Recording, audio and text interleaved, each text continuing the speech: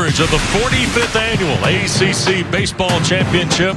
For the 9th time, this event is being staged at the Durham Bulls Athletic Park. We had overcast skies when we started this morning. The sun has tried to peek through this afternoon for our second ball game. We welcome college baseball's all-time wins leader, Mike Martin, a Charlotte native, just inducted in the North Carolina Sports Hall of Fame. He's here with the Seminoles and their outstanding catcher, Cal Raleigh. First team All-ACC along with Georgia Tech's Player of the Year, Joey Bart. And one of the veteran players in this league, unanimous preseason All-America Jake McCarthy, has missed a lot of time with injury, but he's back in the lineup now for Brian O'Connor. Game 2 of our afternoon comes to you with Virginia and Florida State. And a quick check of the pools show you that we moved from Pool A, where Pitt beat Georgia Tech 2-1, over into Pool C now for Virginia and Florida State. Still to come tonight, the third ball game will be in Pool B, where Notre Dame meets Miami. And great to be with Jeff Francoeur, West Durham. Welcome back to our coverage of the ACC Baseball Championship. We throw a lot of terms legend around in sports. Mike Martin is a legend, Jeff. Yeah, you call him number 11. That's what everybody that knows him calls him. But what a job he's done with that program every year, year in and year out, putting guys in great positions to succeed. And we talked about it on the first telecast a little bit off screen. I said, I'd love to see him get over the hump and win one before he's done. 16 trips to the College World Series, no national titles yet for Florida State, but boy, the script's being written this year for sure. Now the all-time wins leader, and just before the ball game being honored by the ACC and Commissioner John Swafford. We'll be back. Florida State and Virginia. This could be a good one. We'll get the ball game underway for you from the Durham Bulls Athletic Park right after you see this.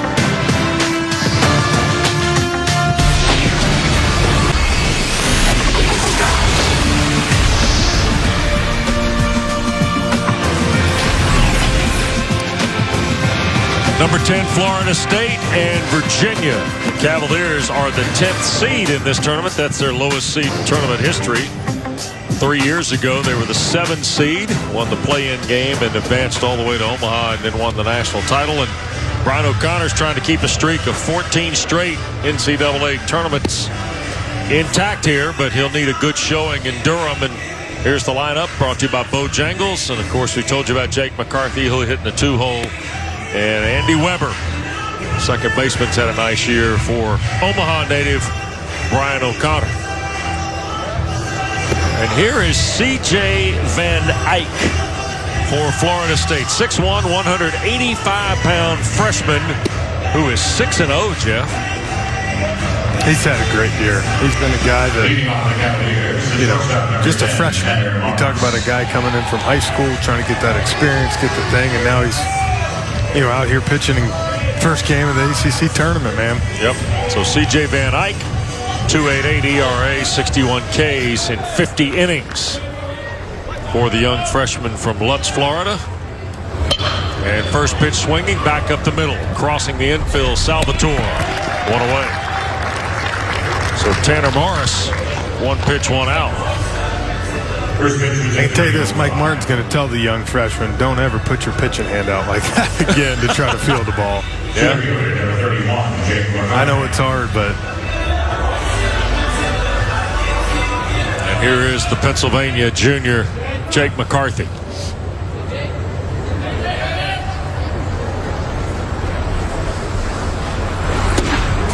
In for a strike from Van Eyck.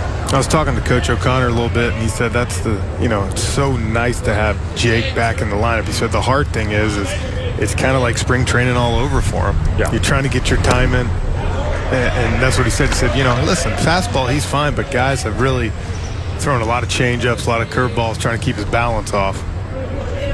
The interesting thing is he's only appeared, today is his 19th game. And down on strikes, 2 away. They played 52 ball games. Well, good looking pitch from Van Eyck. Yeah, huh? So you can see, you talk about it, he threw curveball and then went back-to-back changeups on him there, so he didn't even get a C-heater. Andy Weber, 342. First team All ACC. And he is our hearty star to watch here this afternoon. See the top 10 in doubles and RBIs. There's another changeup right there. Number 5 in the league at 342 coming in. Virginia as a team, it's 262 in the league play. That ball fired out to center field off the bat. Flowers will have it. And the Cavaliers go quickly and quietly. 1-2-3 in the first for C.J. Van Eyck on just 7 pitches. Florida State to the plate for the first time when we come back. Pretty easy work here in the top of the first for Florida State. 7 pitches. He'll turn it over now to the offense. And Garinger High School alum Mike Martin with Rafael Bornegal. Last year's ACC Tournament MVP Jackson Luke is the DH. Applin, Raleigh, Wells, Mendoza, Flowers, Albert, Salvatore. Round out the card for Leb. 40 or more wins, 38 previous years as Florida State's coach. And they're sitting on 39 today. How about all that? That's unreal. Yeah, it is. And here is the left-hander from Douglas Freeman High School in the Richmond area. This is 6'4" Daniel Lynch, level par on the year through 88 2/3, but strikes some people out, doesn't he, Frenchie? 98 of them? Yeah, he does. You know, he's a big guy. He's got some deception there. It's one of those things that, you know, you don't see a lot of tall, just lengthy lefties that kind of just sling it.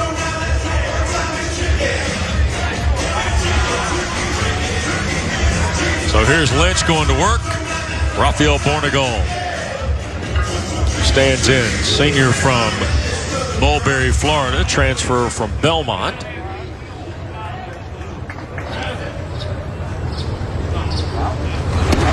.186 on the year. Home plate umpire here in Game 2, Barry Chambers. Derek Mullica is at first. Frank Sylvester at second. A.J. Lastaglio is at third. As assigned by Troy Fullwood, the supervisor of umpires for ACC baseball.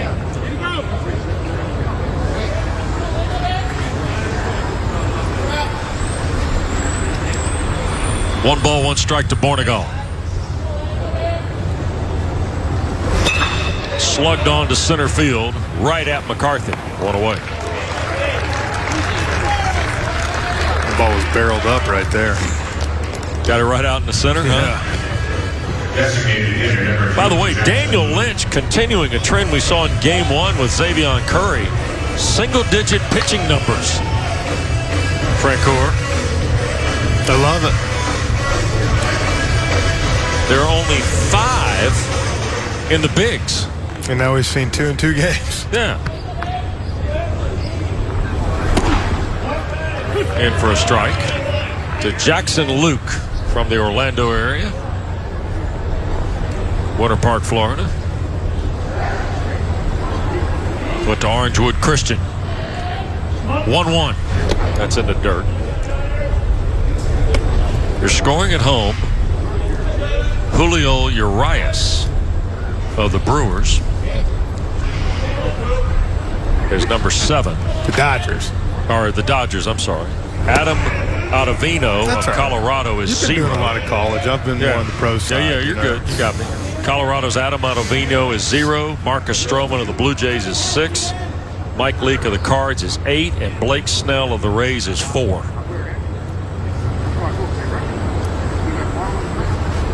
Two-1. On the ground is short. Diving play. Morris will not get Jackson Luke. Great play stopping that. He just couldn't get up and get set fast enough.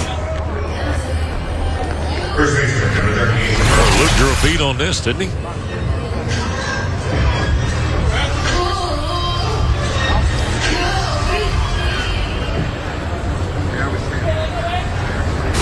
Beat, not a good throw, Jeff. It's one of those things that you almost rather have him once you got. I know it's hard to think about it, but almost do the spin turn and throw it to try to get something on it. To have a chance, that's tough to be able to get up, go flat-footed, and throw that ball. Here's Red Applin now for the Noles. senior from Fleming Island, Florida. Just under 300 on the year, a couple of home runs, but a lot of RBIs, 31 of them.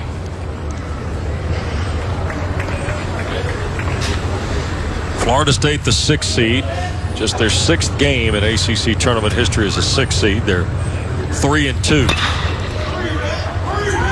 Big hop in it to second, flip to short for 1. There'll be no more. Nicely done, Weber to Morris. Weber handled this like option football. That was nice right there. Yeah, it was. Paul Johnson might have to give him a call. I was going to say a little spread option move on that. I thought for sure he's going to first right there. Great play. 4-6 Force knocks down Luke. Applin aboard on the fielder's choice with 2 down. Here's Raleigh.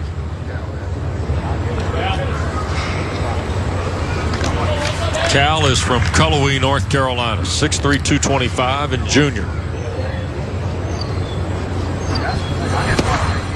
Mike Martin, when I was talking to him the other day, he gave this kid, I think, about the highest praise you could give someone. He said, in my 40 years, he said, besides Buster Posey, he said, I've never had a guy that can just take over a team, a pitching staff, the way that he does. Yeah. Ooh. Fly ball, center field, going back, giving it a look. Richardson, and off the wall at about 20 feet. Around the corner to score is Applin, 1-0 Florida State. Well, and that just tells you right there, Wes, how strong he is, because I literally thought that ball was going to pop up to left field. And it just kept going and going. RBI double for Cal Raleigh.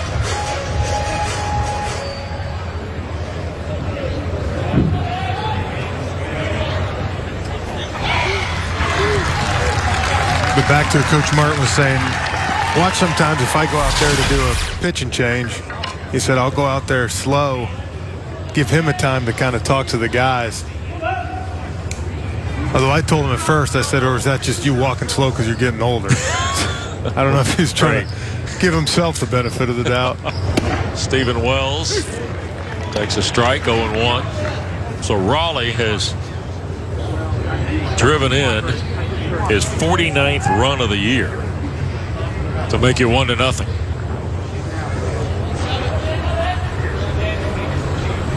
Came within about 8 feet of hitting one out of here. Fly ball, right side. Coming on Tappen.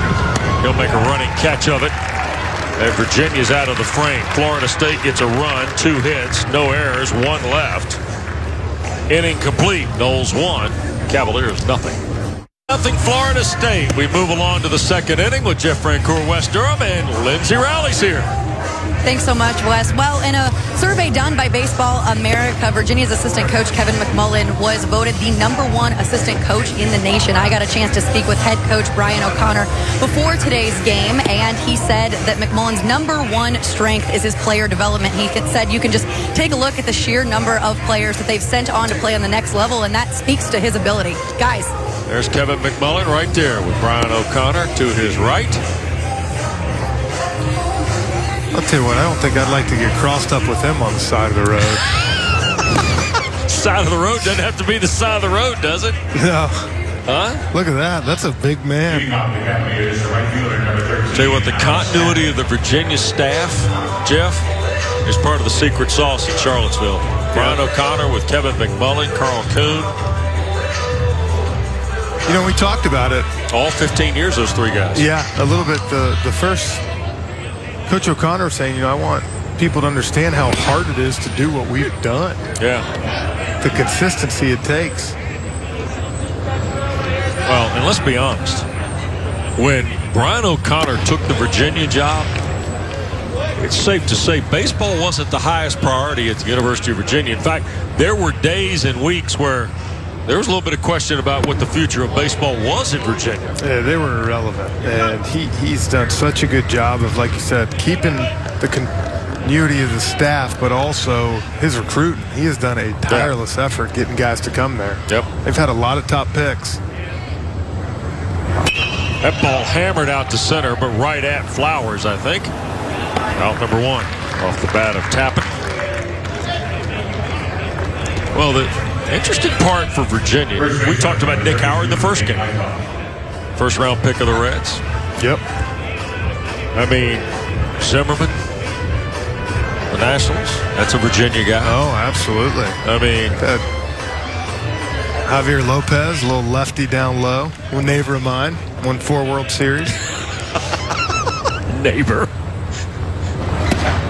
He went to the Wahoos. Yeah. I mean, it's Doolittle. Yes. Out in Oakland. I guess still in Oakland. No, Nats now. He's closing for the Nats. Right, closing for the Nats. Yeah, it worked out good for him getting back over here on the East Coast. 1 ball, 1 strike it is to Eikhoff. C.J. Van Eyck had a 7-pitch first and behind the bag at first. Boy, well played. Appling steps on the sack for out number 2.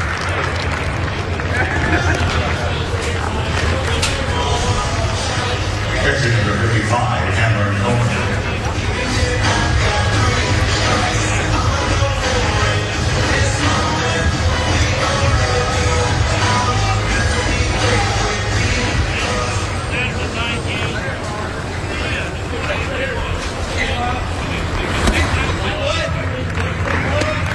It's amazing looking at the scoreboard now and the miles per hour, and almost every college kid now is 93, 94.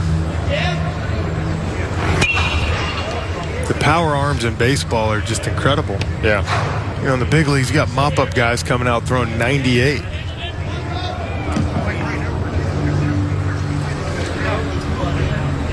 Ryan Zimmerman. Mark Reynolds. Yeah, I forgot about Mark Reynolds. He hit a bomb last night for the Nats. Phil Gosselin, the old Brave. Yeah. Lewicki. Yeah. These are just guys that were on. There were 12 different Virginia players on big league rosters a year ago. We're just, I mean, this has all happened in Brian O'Connor's tenure. And he was telling you, Look, hard Chris to do. Taylor, I didn't even know. Chris Taylor, he had an unbelievable year last year. Great postseason with the Dodgers.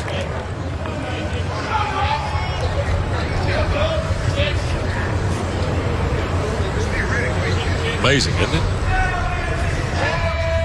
It's just amazing when you think about what he's done. You talk about, Mike Martin is 39 years in at Florida State. There is an incredible amount of success, 2-2 to Cameron Comer now. An incredible amount of success for what Mike Martin has done in his tenure at Florida State. I mean, you can go J.D. Drew, Buster Pope. I mean, we could go on and on and on and on. Where do you want to start? Yeah, you'd stay up all night. But Brian O'Connor had a shell to work with in Charlottesville when he got there.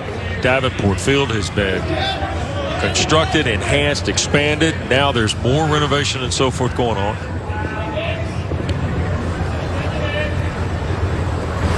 And a strikeout of Cameron Coleman. Van Eyck fans 2 through 2. And Florida State leads 1-0 in Game 2 of our opening day of the ACC Baseball Championship. 1-0 Florida State. We're in the middle of the second. Game 2 of 3 here today. Tom Wormy and Nick Green along tonight for Miami and Notre Dame. And that'll be action in Pool B. Already today, Pittsburgh has beaten Georgia Tech 2-1 in Pool A. And we're in the midst of maybe the most interesting pool we have for you. Pool C, NC State, Florida State, and Virginia. No question the Wolfpack are in. Florida State's probably in. Where is Virginia in that 14 consecutive years here in Pool C? Wolfpack has to wait till Thursday to get underway. They'll see the Cavaliers on Thursday. And then Friday night, Jeff and I will get the Noles and the Wolfpack. Oh, boy. That'll be a great game. Yep. That'll be all you want and then some. You know, we were talking about coaches being here and Coach O'Connor. I think that's one thing that has made the ACC, especially in baseball, so great is that just the coaches that stay here and continue to build programs. Mike Fox, Coach Martin, O'Connor, Danny Hall, yep, Jim Morris. you can just keep going through them. Well, we're going to have Louisville's Dan McDonald come by here next inning. But nobody can touch Mike Martin, 74 years of age, from Charlotte. How about being inducted into the North Carolina Sports Hall of Fame about 2 weeks ago here in Raleigh, in the Raleigh area, I should say. Jim Morris, 1,500 wins. Mike Fox, 1,400. Danny Hall, 1,200. And that's 1, 2, 3, and 7. NCAA history. Yeah. 1-2 fouled. Drew Mendoza, he's been around the block a couple times in this tournament. Sophomore, Mineola, Florida. Had a nice tournament last year in Louisville. Jackson Luke stole the show, though, for the Noles at Louisville Slugger Field. Fouled away.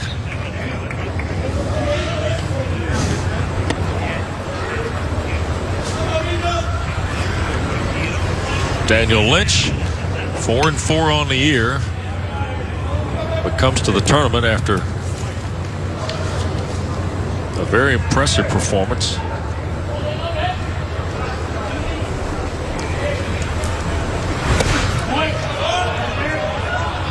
In his last outing. Struck out 13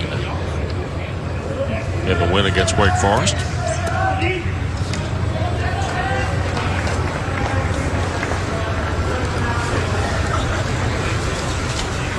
Two.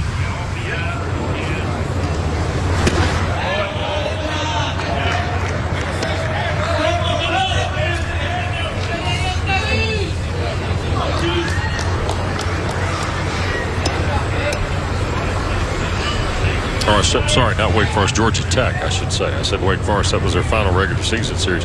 Struck out 13 in 7 innings in a win against Georgia Tech. 3-2. Mendoza. Did he go? Did not. Ball 4. That was close. Yep. Mendoza draws a walk to start the second. That was real close. What do you think? I'm a hitter now. So you're saying I'm a hitter? It's not a strike? You know what's funny is talk to tons of umpires about that. Every single umpire has a different answer for that. Some will, bang them if they go even a fourth of the way around. Okay. So they got going, and some want to see you go almost the whole way around. J.C. Flowers. Kind of one of those, what's your preference? The discretion of baseball. Absolutely. See the numbers on Flowers. 30th start of the year today.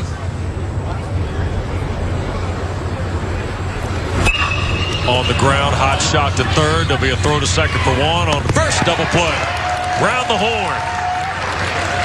Novak Weber to Eikhoff. 5-4-3. Knocks down Flowers.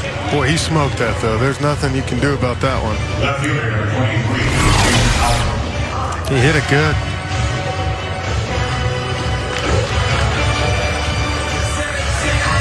Well, Virginia handled this beautifully, didn't it? Yeah. That was a quick turn right there versus a fast base runner.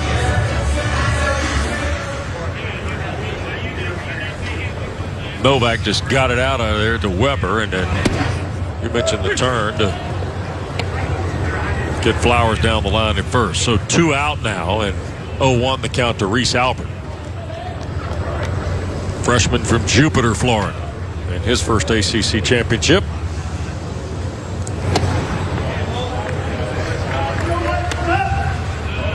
One ball, one strike to Albert.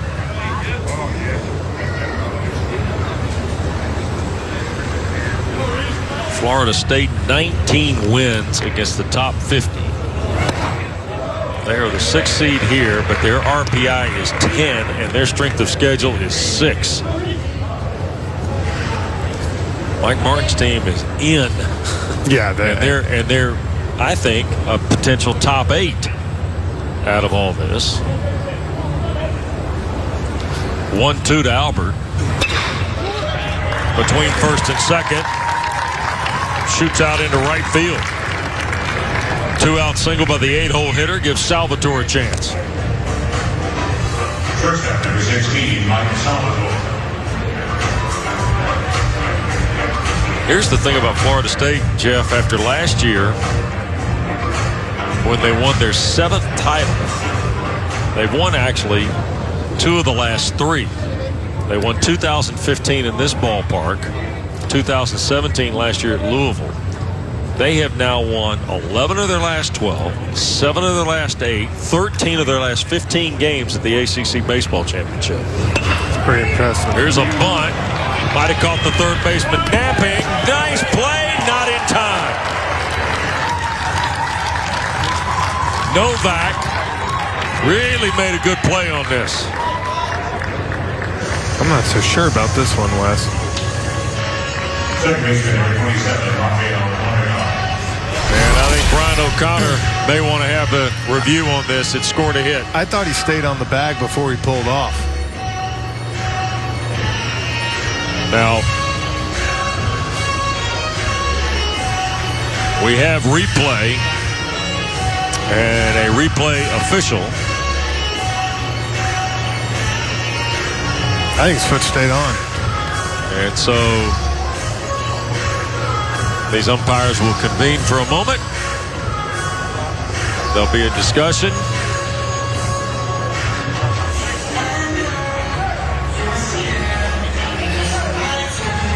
Back it up a frame or two if we can there.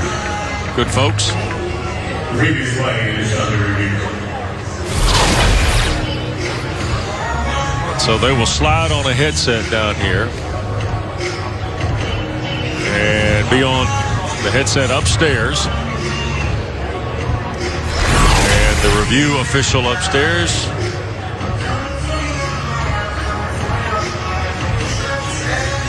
And you're seeing the same angles here that they are. One thing is when you talk about is when did the ball hit the glove and where was his foot? I don't know if there's going to be enough evidence to overturn that. This is a reviewable play.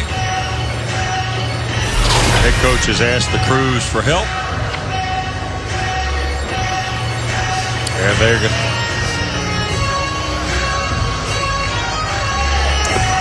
And the second base umpire, Frank Sylvester, comes out and says he is safe. So the call is confirmed. It stands, and now Florida State's got a little 2-out situation here with Salvatore aboard. Albert down to second. And now here's Rafael Bornegal, who flied to center and to open the ball game for Florida State at the bottom of the first.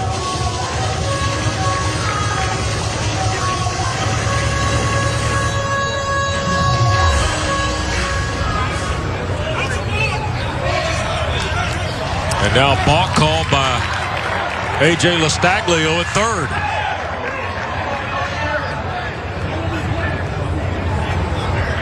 Now some conversation between Barry Chambers and Frank Sylvester. I think the home plate umpire still had time. Right. Play was not put in. Yeah. Right.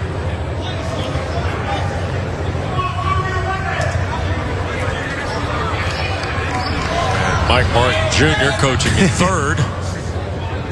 And now here comes Carl Kuhn, the Virginia pitching coach.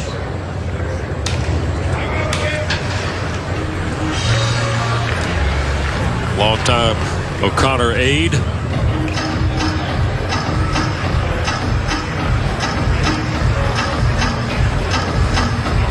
You ever wonder if Mike Martin Jr. just yells exactly, knows what his dad would say? You know? Probably, yes. Yeah, I know he'd say this, so yeah, this sounds good. Very quick visit by Carl Kuhn, by the way.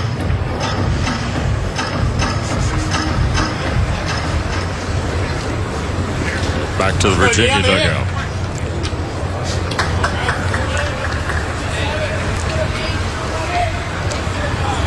Lefty on lefty setup for Bornegal. Looks at a strike. Albert at second, Salvatore's at first. Florida State already leads 1-0, and Noles with another chance here.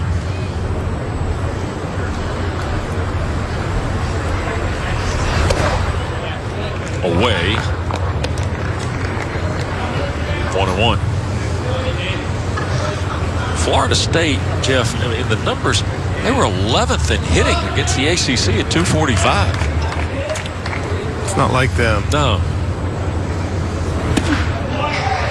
Cutter on the edge. But there's one thing you and I know, that Coach Martin will have the boys ready. Oh, yeah. We're flying in the face of all stats today because Georgia Tech came in as the best hitting team in the ACC and scrambled 3 of them today.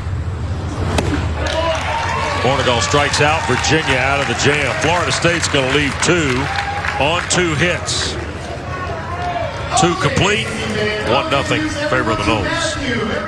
1-0 Florida State. We go to the top of the 3rd, and we welcome you back to the Durham Bulls Athletic Park. This is action in Pool C with Florida State and Virginia. As we bring you upstairs here to our broadcast location, pleased to be joined by the head coach of the Louisville Cardinals, Dan McDonald, who was involved in the on-field presentation prior to the ball game with Mike Martin. His club is the 5 seed, and they're in the same pool with Duke and Wake Forest. Louisville plays tomorrow morning against Tom Walter and Wake Forest. Matt, good to see you. You too. Good seeing you guys. All right, Francoeur, huh? You like this, don't you? We go back now. I remember him as a young high school stud. Now he's washed up. Well, I remember he remembers this. He was an outfielder, of course, but in the event I saw him, a Team 1 event, he came on the mound and pitched and was up to like 94. No, not 94. I'm telling you, and this was back when not a lot of guys were throwing, over 90. Now the ball kept going to the backstop, but he was letting it rip. I had no idea where it was going. And I remember thinking, man, this guy's a two-way guy. We got to recruit him.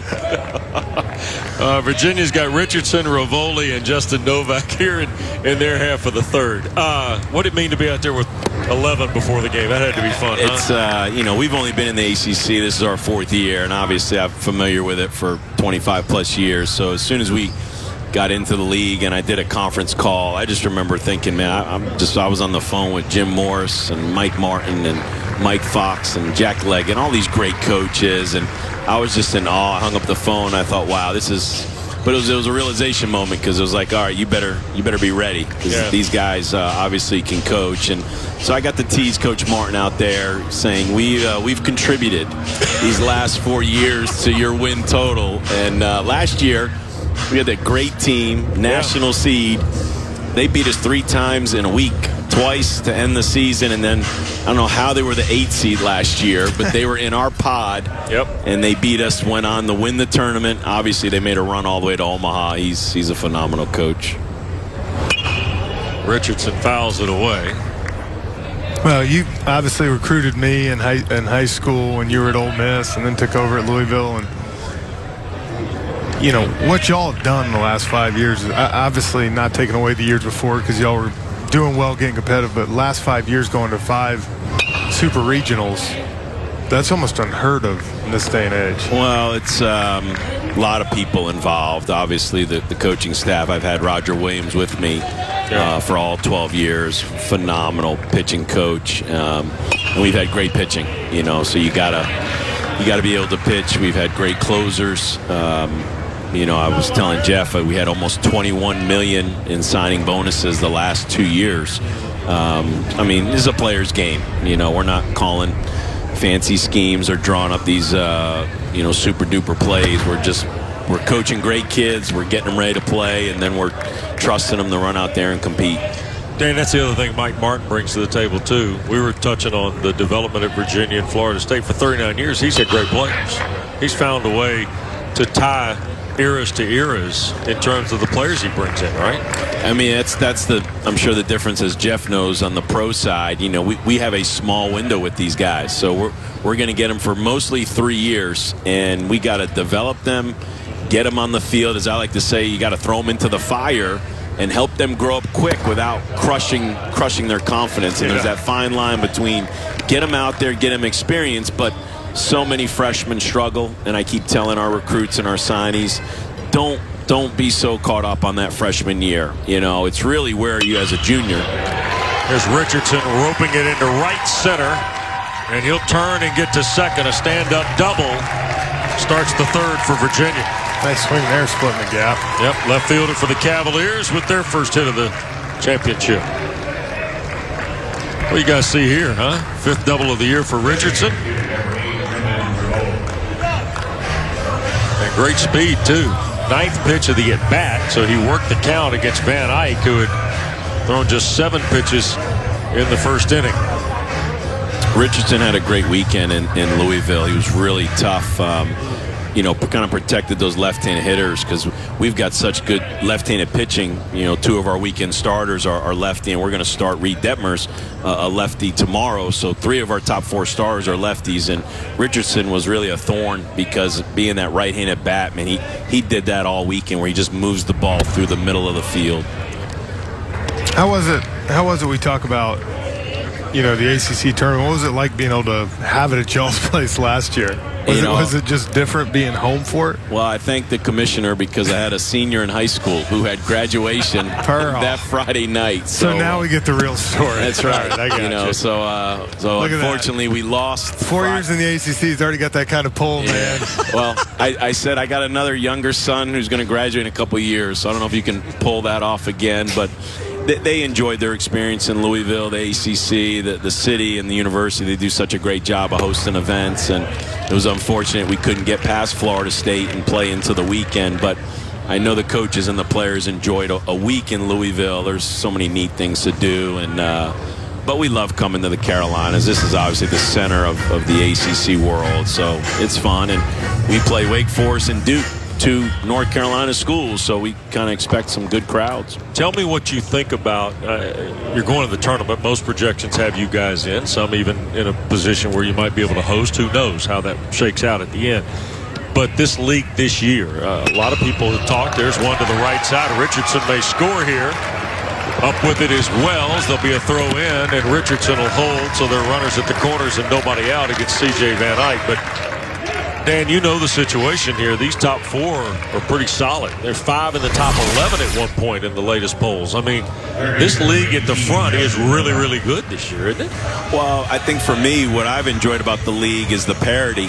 You know, Jeff talked about, I recruited him when I was at Ole Miss, and what you saw in the SEC, that transformation of the bottom catching up to the middle or the top. And I think in the ACC, having been in the league for 4 years, you obviously have the top powerhouse traditional programs, but maybe some programs that don't have the history have had great runs the past few years. And, you know, I talk about Boston College as a brand new facility. They were 1 win away from going to Omaha 2 years ago. Wake Forest 1 win away from going to Omaha last year, losing to Florida, the eventual national champion. You got Duke, had missed the regionals for 40 years or so, and now they have a chance to maybe be a host. And so I think when you talk about leagues, it talks about it's the bottom catching up to the middle or catching up to the top, and it's all about parity. And I think this year our league looked more like those leagues where the 16s and 14s, 14 and 16, 17 and 13, 13, 17,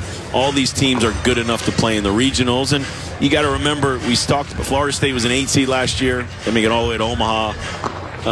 Virginia played in the playing game. We don't like 3 years ago. Yeah, we don't like to call it that, but that's what it was. That's exactly. And they won the national championship. So it's not like our top 4 seeds are the only teams that can do damage. I mean, any one of these 12 teams can do damage in the NCAAs. And we talk about, that's one of my favorite things is seeing, you know, where I think so many times in years past you'd see 3-game sweeps a lot, you know, in these things. And now, you know, take 2 out of 3 is a huge deal now on a weekend series. And that's kind of your goal every weekend is try to take 2 out of 3, kind of like you would in the big leagues. And I think that's one of the cool things is not seeing that, you know, 22-4 in conference anymore. You got teams that can win it. And not to lower your goals, but I had a coach give me great advice one time, and he said, on the road, just don't get swept. And I remember thinking, that's kind of shallow, but now I know what he means. I mean, when you're going to the Florida States and you're going to Clemson and NC State and Virginia, and I mean, all the places we have to go to in our league, you obviously want to win the weekend, but sometimes when it's over, you go, okay, we got a game. Just don't get swept on the road. That ball toward the gap again. It will drop down in front of Wells. Virginia will tie the game on Justin Novak. And the bottom of the order here, guys. Singles from Richardson, Rivoli, and now the RBI from Novak. And Virginia has tied it up at 1. You know, talking to Coach O'Connor, too, his big thing was he said, we got to win 4 games. You know, to go, we got to win 4 games. So he said these guys have, you know, realizing we every at bat, everything means so much more. And Georgia Tech came in here a few years ago, and there was a year before we got in the league. But I remember watching on TV, and any team in this tournament has the capabilities of running through this week. And you know, 11 of these 12 teams are not going to win this tournament. So, but any one of them is capable of making a deep run in the NCAAs. Still nobody out. Tanner Morris. Second at bat of the ball game for Morris here in the 3rd. Well, I think some people talk about the way it's set up. I love the way it's set up right now. You know, the double elimination, to me, you can start using way too many pitchers the week before and burn guys out when you don't want your conference burned out. But what I love is, you know, you got a chance now. Pittsburgh beat Georgia Tech today. All of a sudden, Pittsburgh tells themselves, man, we win versus North Carolina. You know, we're playing Saturday to be a game away from going to a regional. No, that's exactly right. I think for those teams that might need to win this tournament to make the NCAAs, I think it's great for them. But as you said, you know, the teams that go 0-2 or 1-1 and they go home, they can get ready for the postseason. Absolutely. You know, and it's a long year. It's a stressful year. Sometimes getting home from a tournament early is not the worst thing in the world because it really gives you a chance to regroup and get healthy for the next weekend. And like we say, you know, pitchers only have so many bullets. You know, there's only so much room in the arms, and especially when you know that this could be a 4-week period between the tournament to the regionals to super regionals to College World Series, that you're going to have high stress innings for these guys' arms. And you got to remember, I know you do a great job, Coach, and I'll commend you that, but you know, these guys are still developing their arms too at some point.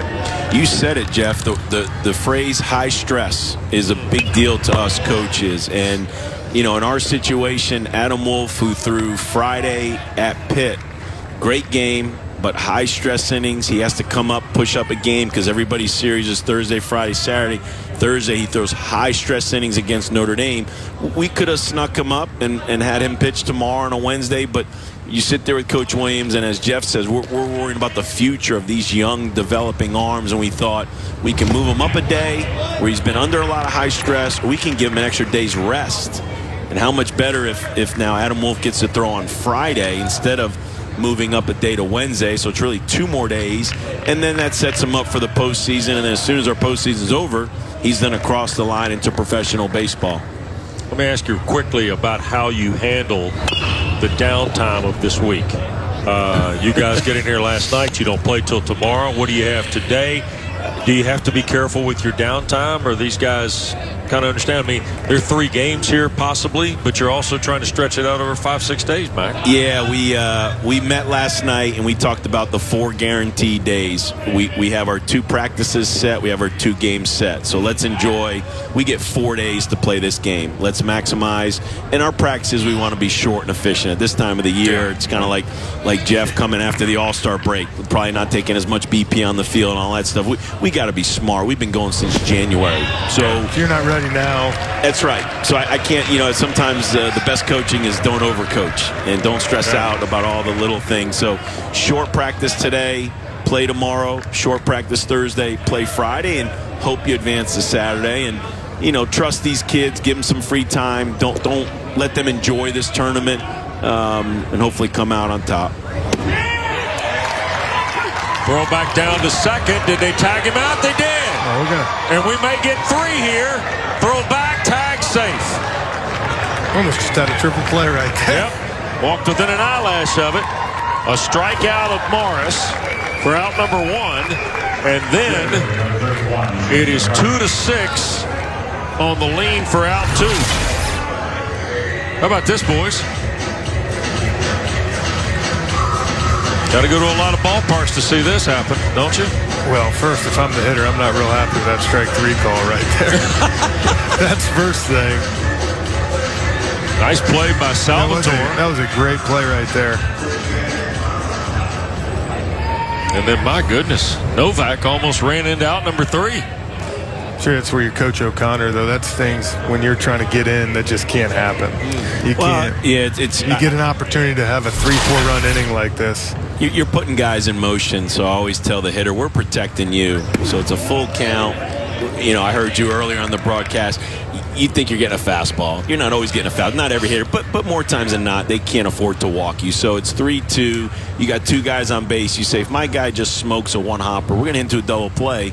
When all the advantage says, put those guys in motion, open up a hole or 2, protect the hitter. So always tell the hitter, you're not allowed to take strike 3. And I know some of them are, they're close calls. Yeah, but that's close enough he could have swung. Yeah, and you're frustrated as a coach, but I think that's what he has to do there. As you said, man, they have to be aggressive. They have to play to win this game. And they do such a good job coaching their kids. I mean, I wouldn't call that a base running mistake. That's just an unfortunate. It just happens.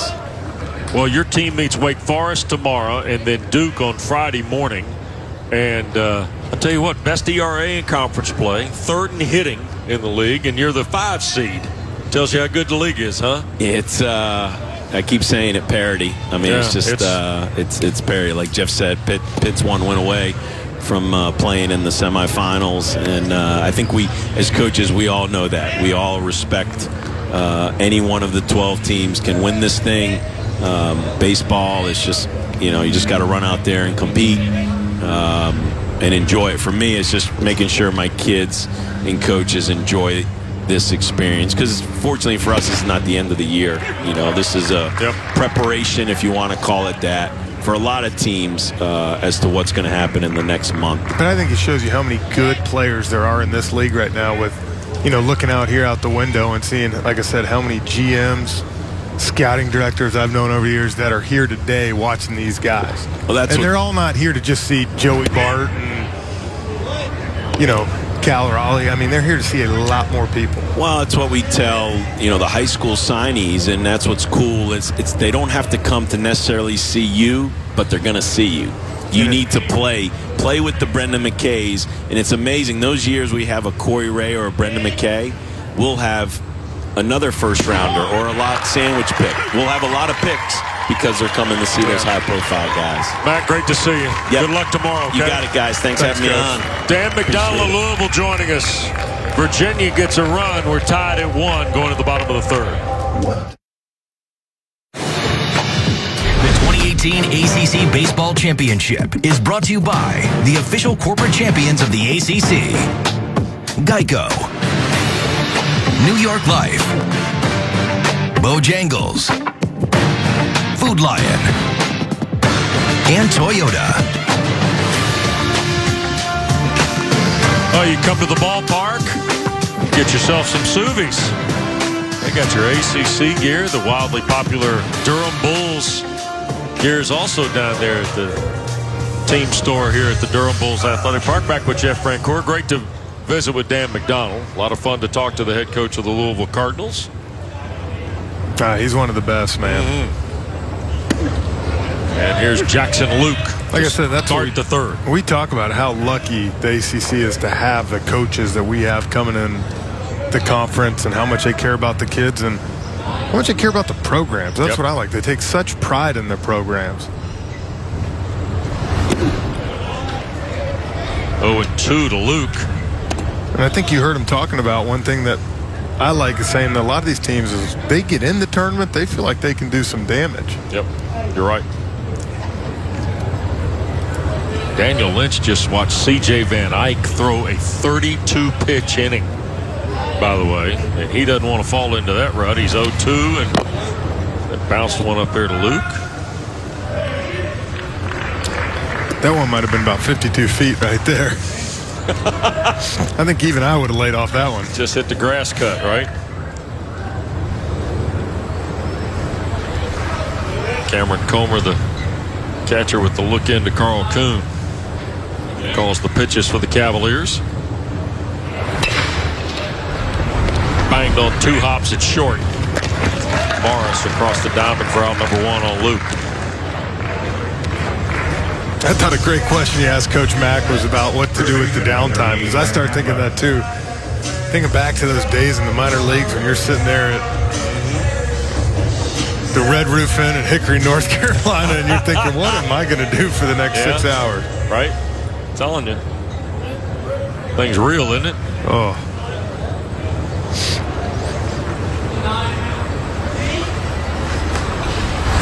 Swing and a miss.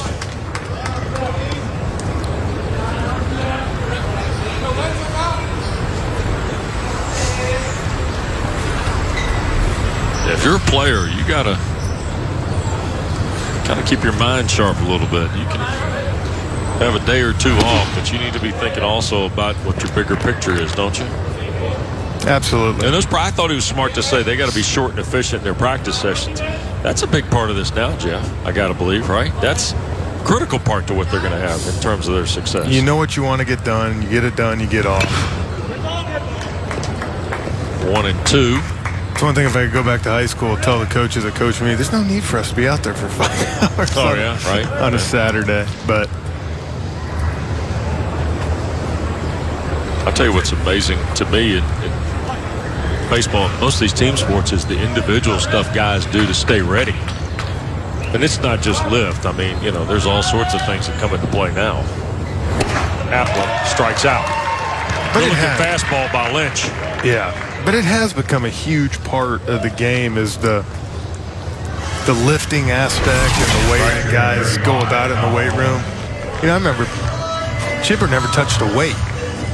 You know, a lot of the older guys, they'll tell you, we never worked out. You know, and they all say, we use spring training to get ready. Now guys come into spring training, you know, ready to go like it's mid-season. Yeah.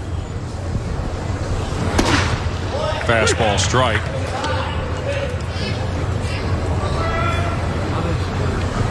The left-hander Daniel Lynch working to Cal Raleigh, who almost hit one out of here. That's low and away. 2-0 to Raleigh. Lynch wants to be careful here. Raleigh's kind of got a beat on it. His RBI double plated the first run of the game. Virginia just tied it in the third.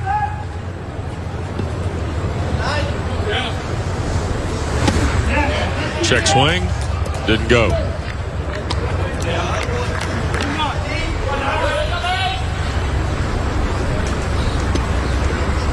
Two balls and a strike it is.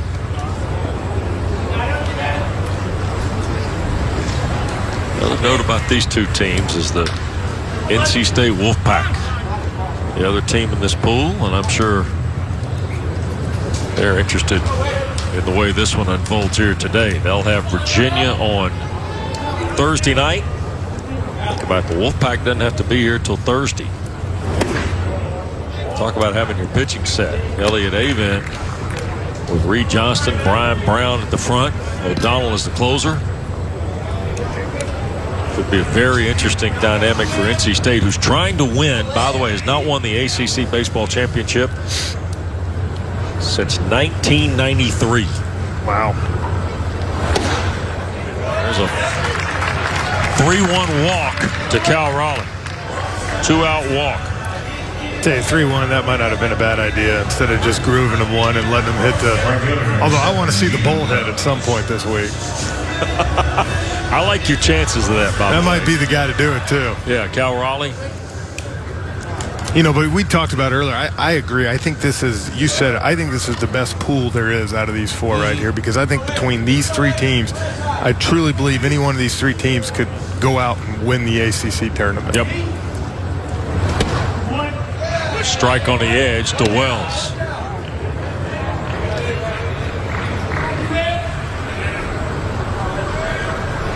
Oh, and 1 to Stephen Wells.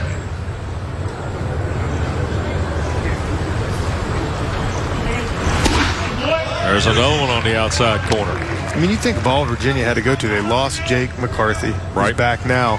And then they ended up getting, what is it, the 7th, Pavin Smith and Adam Halsey, the 7th and 8th picks in the draft last year, gone. 2 of the top 10 picks here. So they've had a lot of holes to fill. Pavin Smith to the Diamondbacks, as I recall. Yeah. Yeah, Hazley went to the Fightins. The Fightin' Phils. Fightin' Phils. Yeah. Pavin Smith had a sweet stroke, Jeff. Yeah, it was nice. Yep.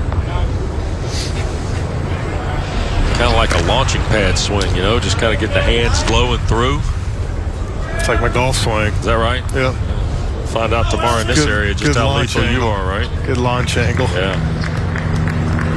We'll find out tomorrow. We got a couple places here where you'll hop up on the back and stare at about 7,100 yards. Oh, I love that. Foul back by Wells. 1-2.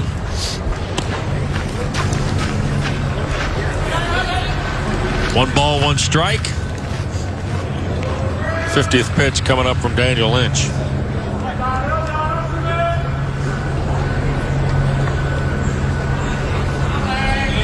Raleigh at first and Wells waits.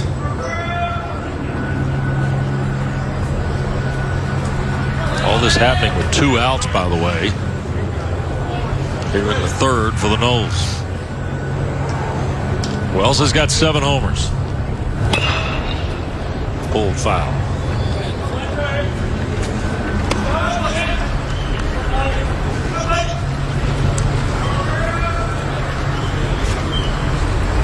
Carl Coon going through the.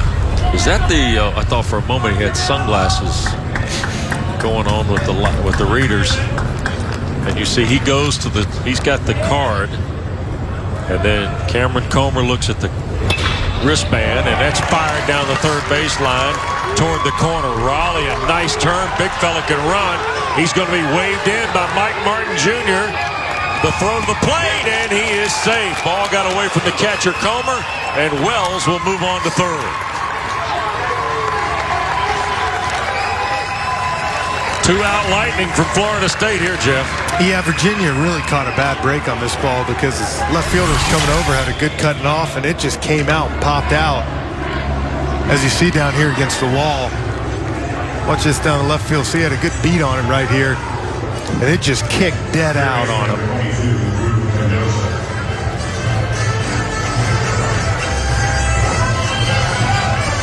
So Raleigh scores to make it 2-1 Florida State. And now here's Mendoza. Comer lost the ball as he was trying to follow through to make the tag.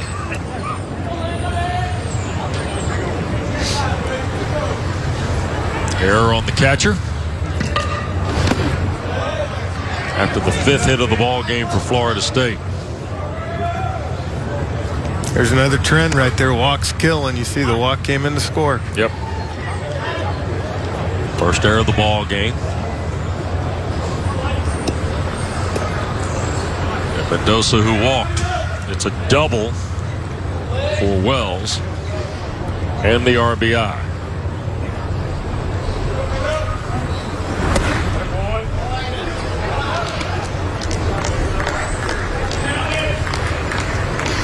So 5 hits for Florida State. Just 1 in this inning. They had 2 last inning. And both left stranded. 1 and 2 to Mendoza. Good little curveball there.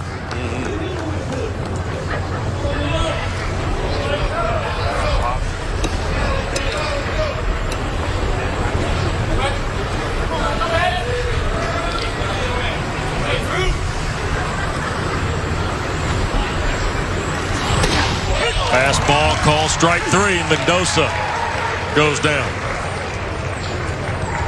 But Florida State gets a run on a hit, 1 Virginia error, and 1 left.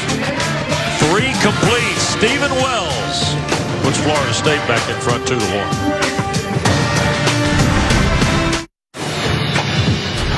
The 2018 ACC Baseball Championship is brought to you by Bojangles' famous chicken and biscuits. Well, C.J. Van Eyck has kind of seen the highs and lows here, Jeff, for the last couple of frames. Virginia scrambled around 3 hits and plated a run to tie the game in the 3rd. And then Van Eyck settled down and got strikeouts of Morris and McCarthy.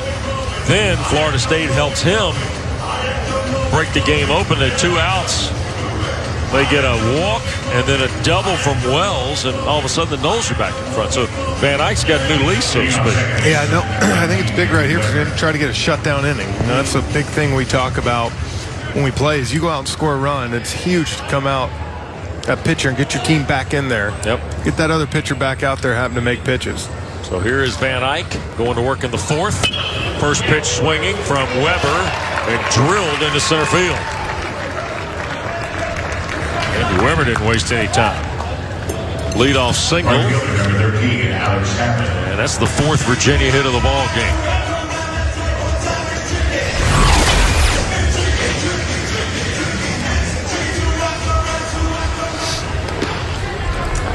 Florida State, who had action earlier. Josh Scalaro was up throwing, and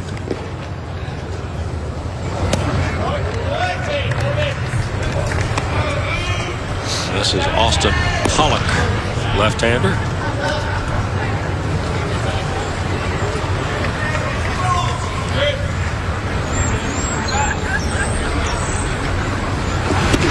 Freshman from Lincoln High School in Tallahassee, who's up in the Noles pen. There's the youngster. He didn't go far from home. Nope. Down the street. That ball hammered into left and off the top of the wall. Second and third, and a double for Tappen. That ball's about a foot below the yellow line out there. Hit it too hard. Good point. We get another look at this. Boy, this is right in the center of the dish, isn't it? Got it up a little bit, and he did such a good job of staying on top of that. Now watch where this hits. Oh, yep. It's about a foot from out. That's one of those frustrating things as a player. That's a home run in any other park they play in the ACC. You know, next time he could go up and pop one up to left field, and it ends up being a home run. 31 feet off the ground. Needed the last one, didn't he? Yeah. Now, Jeff, just so you know, a few years we've been here, we've litigated to do a ball game from out there at Tobacco Road. We haven't been able to pull that off yet. I'm all in. Good to see you sign up really early for that. What do you say, Saturday night in the semifinal game? We out there? Is that what you want to go with? Absolutely. Left field line is 305, 375 to left center, and don't forget you got 32 feet of wall out there. 400 straightaway, and then 375, and then 325. I agree. We need to work on that. Be a nice dynamic. Didn't have to twist your arm, did I? No. There was. And now here's Mike Martin out for the visit and going to make the change pretty quick. So Austin Pollock will be the new Florida State pitcher. C.J. Van Eyck gets 3 frames of work today here in Durham. And the young freshman left-hander from Tallahassee into the ball game. And we're back to Durham right after this.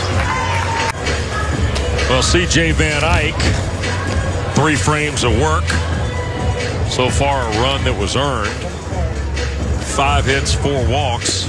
Or 5 hits, no walks, 4 Ks for Van Eyck.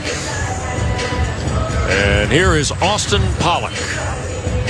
4-4 on the year, 57 frames, 49 Ks, 28 walks. Opponents hitting .291 against the 6'3" freshman from Tallahassee Lincoln. And our first look at Austin Pollock, obviously here in the tournament.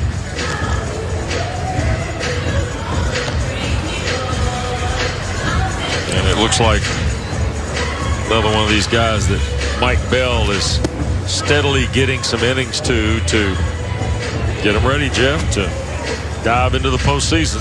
Yeah, that's the thing that I think is tough about this tournament sometimes to realize is that a team like Florida State, although they are by no means, they're trying to win this whole thing, but at the same time, they want to get these guys innings, bring them in certain situations. Whereas Virginia, this is it. Yep. You're fighting to play next weekend. Second and third for the Cavaliers. Weber at third. Tappen at second. First pitch swinging from Eikhoff. Out to center. Running catch by Flowers. He'll make the throw, but it's up the line at third. Backed up by Pollock, and the ball game is tied.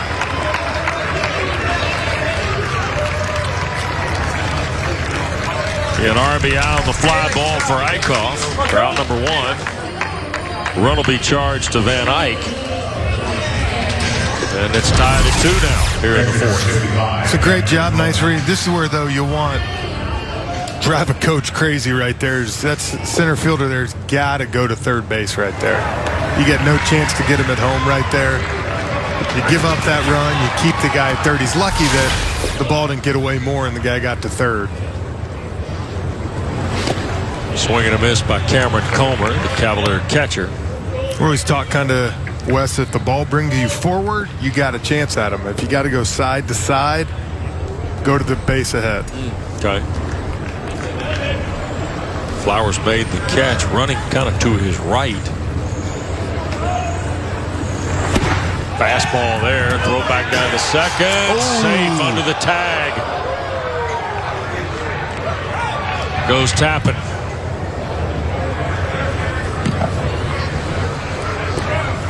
And here comes 11. Mike Martin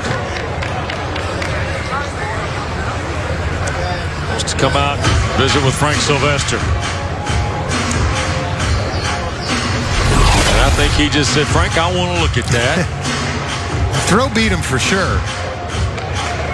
Oh, he got him. He gone, Wes. Let's see here. Right there. He's gone. As Hawk Harrelson would say, he gone. Well, Cal Raleigh put the tools on display there, didn't he? That's a big-time throw right there. Yeah. Right on the money. It was fun to listen to Troy Fullwood, the supervisor of umpires for the ACC yesterday, talk about the review element in college baseball and what it's meant. Yeah, it's funny. I've gone so back and forth with this review. I mean, as in here instance, he's out. Yeah. And it might save a run if, you know, Virginia ends up getting a hit here, but at the end of the day, it slows the game down for sure. Well, they're on the headset upstairs with video review. I'll be honest, Wes, I don't know what's taking so long right here. They're looking at all the angles you've seen. I need one angle. This one right here? Yeah. Look, even if he misses him right here the first time, right here, watch. Here, look, right there. His hand's not even close to the base. Right. Here's Frank Sylvester off with the headset. Out.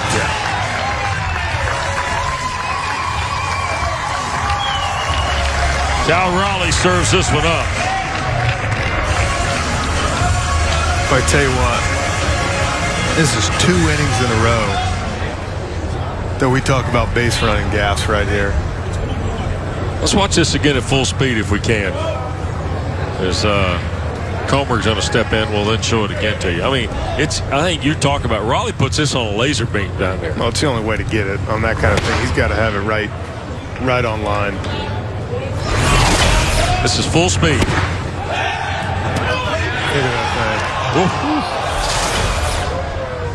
And review punches out Tappen. 2-6 for out number 2. So now Virginia's entire dynamic has changed for Brian O'Connor. That's what you were talking about a moment ago. They've ran themselves out of 2 innings right now where they could have maybe 4 runs up there instead of 2. As we talk about, when you're battling, you cannot, especially against a good Florida State team, make those mistakes. Yep. 2-2, we're in the fourth. Cavaliers have tied it, though, on the RBI fly ball from Eikhoff, and there's a walk from Pollock on the full count to Comer. That'll give Kamen Richardson a chance. Go from Cameron Comer to Kamen Richardson. In the 7th slot.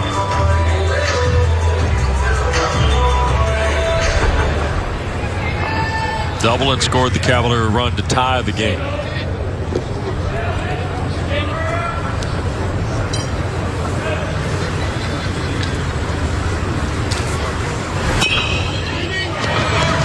over to third. Mendoza, long throw, strong throw to Applin. Takes care of Richardson and Virginia. Not before the Cavaliers, though, get a run on 2 hits. 1 left. 2-2 game. Bottom of the 4th we head. 2-2 with Virginia and Florida State. This is game 2 of day 1 at this 45th ACC Baseball Championship. And already today, Pittsburgh has beaten Georgia Tech in Pool A 2-1. And we're just going to cue up some Matt Pottage here, aren't we? That's all you need to see is pitching for Pitt. Look at this. Got Joey Bart 3 times. That changeup. We talked about this. The big thing, nice little run here for Pitt to get it to 2. But the big thing for me in this game is you look at the top 3 hitters for Georgia Tech 0 for 12. Yep. And when you do it, you can see the emotion here. They know they're still in it. They got to beat North Carolina, but that's the thing. You talk to Danny Hall, you can only put those guys in the position. But when you're 1, 2, 3 guys go for 12, yep, chances are you're going to lose that ball game. J.C. Flowers will lead off the bottom of the 4th for Florida State. So Pittsburgh's alive. They get Carolina tomorrow night. Oh, man, what a great game this morning. Then we're in another great game right here. Yep. So we script 2 of these jokers out there. Then we'll leave it for Wormy and Nick Green tonight to see if they can get Notre Dame and Miami to do the same. Oh, yeah. Hopefully they can get a nice 15-inning, 5-hour rain delay game. Why would you do that? Huh? Oh, I'm messing with him. Nick Green just had a baby, so I'm sure he's already tired. He might fall asleep tonight in the booth. Wrap back to the mound. And Lynch flips it to Eikhoff for out number 1. I might need to be on call if they go to extra innings. Getting ready to say, you might want to hurry back from dinner. 1 down, and Reese Albert will be next for Florida State. Appreciate the good work of our crew. Eric Kendall, our producer. John Tackett, our director. Outstanding folks we're working with. Fred Kiger's got our stats all cobbled together here today. In for a strike. 0-1 to Albert. Interesting notes that Virginia's got an average of 10.5 strikeouts per 9 innings. Lynch is one of the leaders. He had 98. And of course, Derek Casey, who will pitch on Thursday against NC State, had 97. Danny Hultzen and Tyler Wilson did that 7 years ago. There's strikeout number 4, and it's Reese Albert who goes down. You can see here with Lynch, that is a big time slider right there. That's his pitch. He can get that. He will consistently, to righties or lefties, get these guys out with that pitch. 2 down quickly. Salvatore beat out an infield single.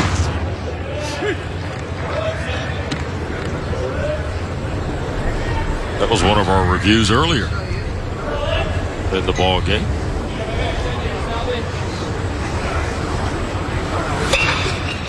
Lifted toward the left side. Morse has it. In a row goes Florida State in the 4th.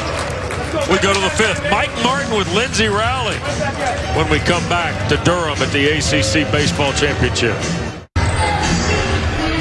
Welcome back. We are tied up here in Durham. I'm Lindsey Rowley, and now I'm joined by Florida State head coach Mike Martin. Coach, you make a pitching change with Austin Pollock. What do you see as his biggest strengths? Lindsey, this will do him a lot of good. He's just a freshman. He got out of a very tough jam. We were fortunate to get out of that situation, but he's got a good breaking ball. His changeup is a work in progress, but the fastball is one that's about 92. Well, you had a big call overturned there in the 4th. What do you think of that throw by Cal Raleigh? Cal is getting literally better every single game. He's a tremendous teammate. We're just thankful he's a Seminole. Thanks so much, Coach. Thank you, Lindsey. Guys. Yep. Thank you, Lep. Another look at it. By the way, we got a change down here for Virginia. Cavaliers have brought Caleb Knight in at the plate in the spot of Brendan Rivoli. So here is Knight. His first action. If I had to guess, this guy probably crushes lefties. 231 on the year, by the way. No homers. Hit it pretty good right at Mendoza. So Knight enters the ball game in the 5th and rolls one over to Mendoza for out number 1. And Justin Novak, the 9-hole. I tell you what, I've been lucky. I've gotten to know Coach Martin over the years. We play golf together a couple times a year during the summer down at the beach. How's that go? It's said I got to hear stories from Bobby Cox when I was with Atlanta, and then probably the winningest baseball coach in college, and Coach Martin. And I just laugh for 18 holes, literally. Now I hear Martin is sneaky good. He is, man. Oh, don't let he'll rent clubs tomorrow if he's got time. We asked during the break what he shot today, and I want to make sure Lindsey got this right. Did he say something about he 4-putted on 7? 4-putted on the 7th hole? That was a lie. Yeah. Oh. Roller to short. Nice play. Salvatore for out number 2.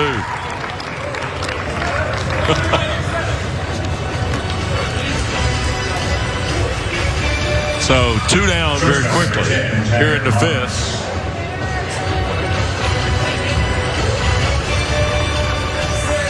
Lindsey, did he say he 4-putted the 7th hole? I believe that's what he said. You know, Coach Martin, always a good sense of humor, but of course Jeff giving him some grief about the speed at which he gets to the pitcher's mound. Now, what did you say to Lindsey? Told him why did it take so long to walk to the mound? Is that what you said? He said the wind was against him. The wind was against me. That's what he said. Gotta love it. As only he could.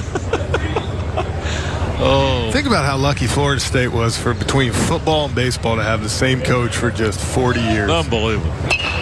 Unbelievable. Fouled away by Morris. And not just the same coach, but the way they coach and the way they do their programs. Were you going to play? Did you visit there? I did. Were you going to play 2 sports there too? Yeah, but at that point, Florida State was way too good in football. I would have never stepped on the field until my junior year. In the dirt. So you're going to play both there too, like Clemson? Oh, yeah. Okay. I'm a gamer, Wes. I know you were a gamer. Dude, trust me, I know. You had it going on. There's no question. No, I'm not saying that. I'm just saying I'm a gamer. No, I'll get out there. I'm not saying you had it going on. That's away. 3-2 now. Coming up on a full count to Tanner Morris. I'd say it turned out okay. Yeah, I'm okay with it. Out to first. Boy, nice play. Very Applin nice. flipped it back to Tough Pop. hop. Yep, covering. Brian O'Connor with Lindsey Rowley when we come back. Good ball game here in Durham. 2-2, middle of the 5th. Welcome back. We're tied up in Durham. I'm Lindsey Rowley, and now I'm joined by Virginia head coach Brian O'Connor. Coach, your team able to tie this game up. What are you liking from your guys at the plate? Well, I thought we had a good approach after the first time through the order and did a nice job of chasing their starter out of the game. Certainly, we've made some mistakes on the bases that have been costly for us, but we're hanging in there, and Lynch is doing a nice job for us. You mentioned Lynch. He's headed back out onto the mound. What are you and your coaching staff talking to him about? Well, he's been very efficient, fortunately, and Florida State's got a really good offensive club, so he just needs to continue to do what he's doing and making those big clutch pitches like he has been. Thanks, Coach. Thank you. Guys. All right, Lindsey, thank you. Thanks to Brian O'Connor. 2-2 ball game. Good ball game, by the way. Great one. Yep. And Daniel Lynch, a left-hander.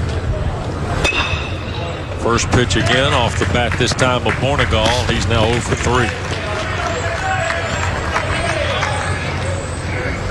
You can start to see with these lefties, they're swinging early in the count, and I think that's a nod to Lynch's slider that he's got right now. None of those guys want to get to that 1-2 strike with that wipeout slider he's got going. There's Jackson Luke. Single. Then forced out in the first and then grounded to short. Off the plate for a strike. I think Lynch comes You mentioned the slider. He also is able to kind of bend it in a little bit, like almost like a slurve. Absolutely. Yeah, it's not a true slider. It's kind of called the slurve. Yeah, but it's like a 84. Yeah. These last two have been the same pitch. And he can heat it up in the 90s. We've seen him go gas. Well, he got 94, 95 in the bag.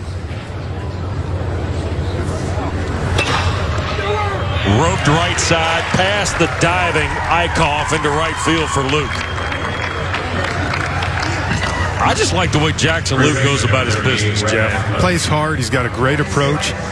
You know, you look at him right here. He's not trying to do too much with it. He knows he's got a good fastball at that thing. So you just look, outer half, and he goes with it. That's a swing right there that gets you to AA, AAA, and gives you a chance to get up to the big leagues right there with that approach. It gives Red Applin a chance here with a runner on. Remember how we saw Pitt and Georgia Tech kind of manufacture stuff in a situation like this back in the earlier ball game. These two teams here might have a different philosophy. We'll see how it unfolds in the bottom of the fifth. Applin looks at a strike.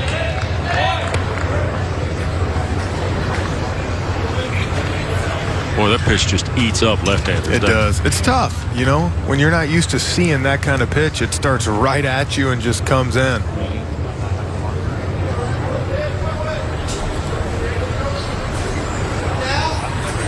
Oh, 1.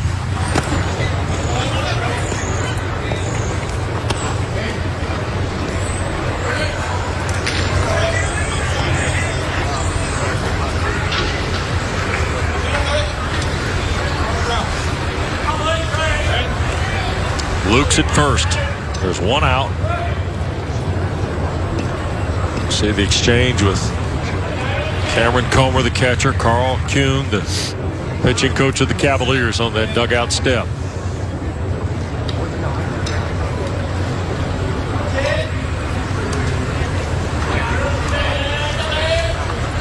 Tell you what, the winner in this pool and then NC State with Reed Johnston and Brian Brown at the quiver to pitch. Ooh. That'd be a good one. Yep. Wolfpack's impressive. They got a good ball club. Yep.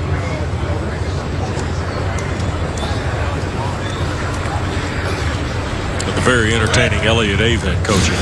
Man. No doubt. I love that guy. 2-2. And the 2-1 in there. Now the count 2-2. I talked to him for 20, 30 minutes ago, and we had a great talk, but I didn't. How'd that go? No, it was awesome. Did you get a word in? Did you get anything in? No, but you talk about intense, but now that I talked to Joey Devine, who's their assistant, who I played with, you know, on the Braves going up, but they told me he got bit by a rattlesnake 2 years ago. Oh, yeah. Yeah, we went through that. That's a story I want to hear. Well, I can't wait to hear. Did you hear he was walking the dog? No, I didn't know. Oh, yeah. Walking the dog, got bit by a rattlesnake. Missed the Louisville series. Copperhead, actually, not a rattlesnake. Out in front, Applin retired down at first. You know, that's 2 away. The best thing that could have happened right there. For Virginia? Yep. Because now if I'm Virginia right here, you're getting 4 hands out right here. 2 outs, I ain't pitching this guy. I can tell you that right now. By the way, kudos to Fred Kiger for spotting me the Copperhead ahead of the rattlesnake. Yep, there they go, 4. I can tell you this right now. Copperhead, rattlesnake, I don't care. Either one of them is going to hurt. Yeah.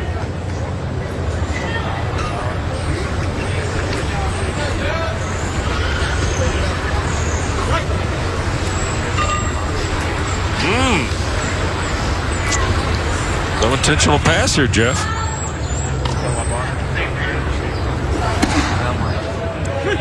18 first pitch strikes to 21 batters, though, for Daniel Lynch.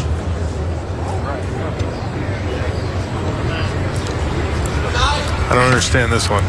Okay.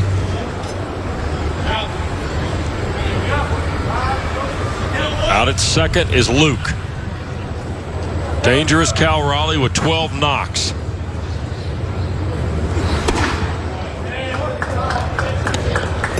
You know, some people talk about this being the old, maybe unintentional, intentional walk here, but I ain't even messing around with this guy. You're just going to go ahead and... Yeah, go to first, man. You got it. Wells is behind him. There's a slider. 1-2.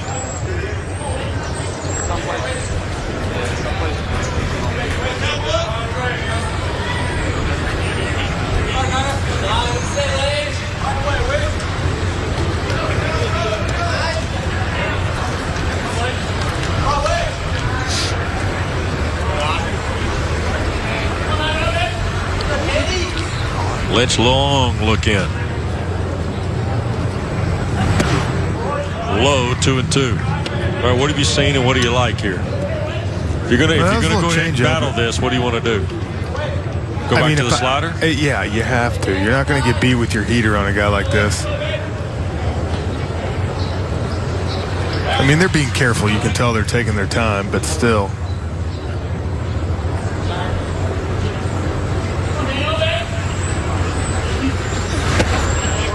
Now it's full. Well, they always say if you throw it 3-1, 2-2, you'll throw it 3-2. So I would expect you're going to see a back foot slider right here.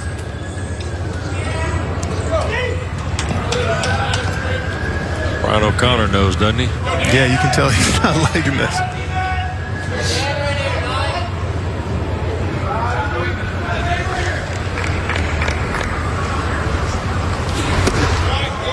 Ball 4. At the end, there was a walk. Yeah, good AB. Both ways? Yeah, I give him that. He made some good pitches, and he didn't miss anywhere where he could have got hurt. That, to me, that's the coach there, I guess, trusting this is my guy out there pitching. I trust him. Sure. 3 walks, 3 strikeouts now for Lynch here in the ball game. And now Wells. Now, don't forget, this guy had the RBI double back in the 3rd. That gave Florida State back the lead. No homers on the year, only 1 extra base had the double today. He's got 20. He's got 10 doubles on the year, 7 home runs. Does Stephen Wells. That was my kryptonite right there, Wes. Back foot slider from the lefty. Francisco Liriano, Jonathan Sanchez, Lester, those guys. All of them? I crush lefties, but if they had a back foot slider, I was done. Rolled foul. It just looks so nice, and all of a sudden it just...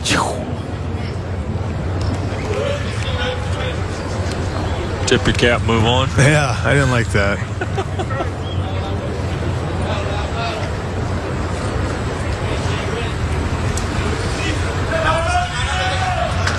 First and second it is for Florida State. Raleigh is at first. Luke is at second. And here's Stephen Wells at 0-2.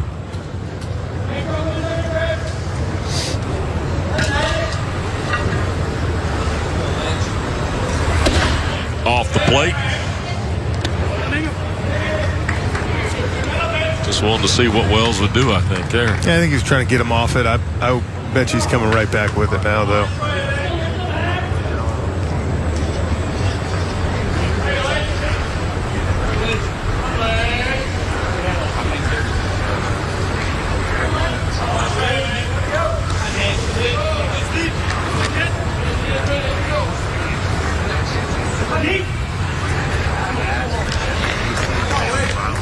Two to 2 here in the 5th.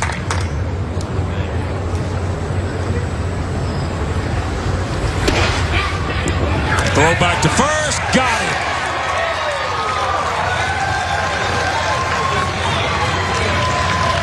Raleigh thinks he's safe. Grounds crews come out. Mike Martins asked for the replay.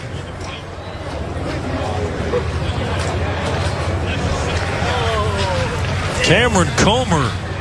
We've seen 2 really good throws. One to second by Raleigh. This one to first by Comer. Throw beat him there. Well, I think he's safe. I think Cal was right. Previous play is under review. Oh, yeah, he got in there, Wes. Safe.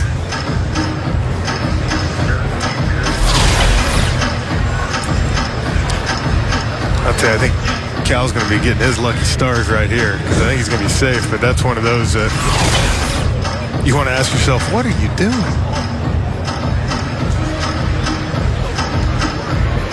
So Frank Sylvester goes back, puts the headset on at the first base camera well.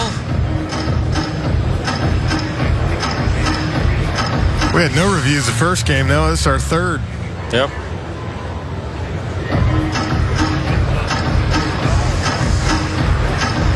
Throws on the other side of the bag. So we'll see here. Call on the field was out by Derek Mulliken.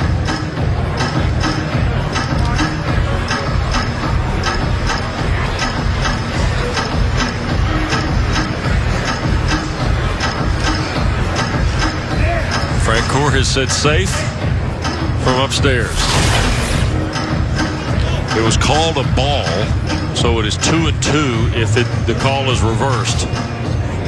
And here is Frank Sylvester, safe.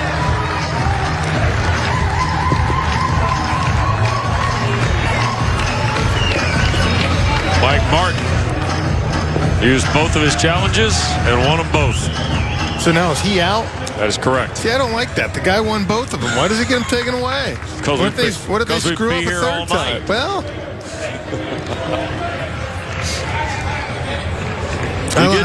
I like it like football. You like the NFL You keep getting them right. Hey, get one wrong, you're done. I saw 4 and 6 innings a week ago Friday night with Carolina Duke. 4. That's in Carolina the first Duke. 6.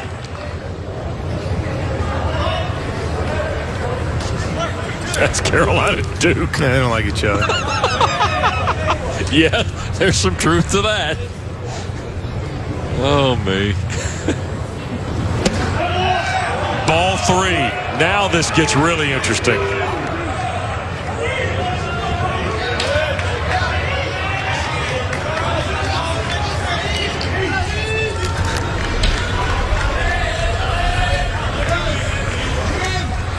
So here's a 3-2 now to Wells.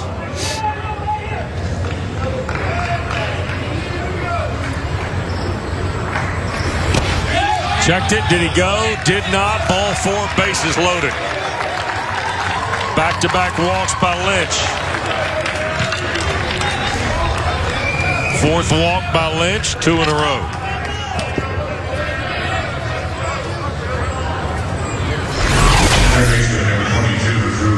Yeah, he held up here. And I know someone watching at home is going to say, well, you know, walks not a good thing. But in this situation right here where, to me, you're on the midst of this game possibly being broken open with a double or home run. Right. With the lefty on deck right here, I know you never want to load the bases, but there are 2 outs. It's not a bad pitch. It's not a bad play. Here's Mendoza now with the bases loaded.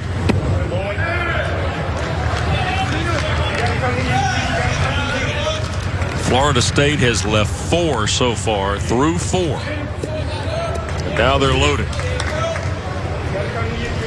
And here comes Carl Kuhn. Luke at 3rd. Raleigh's at 2nd. Wells is at 1st.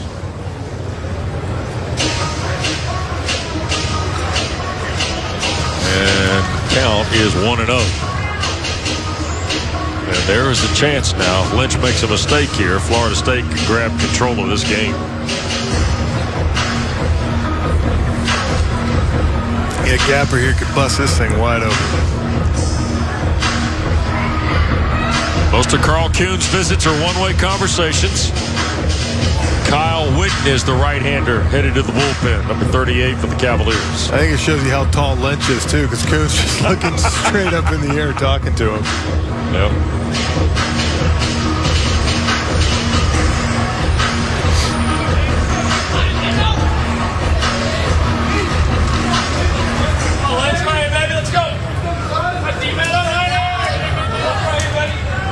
So Mendoza now.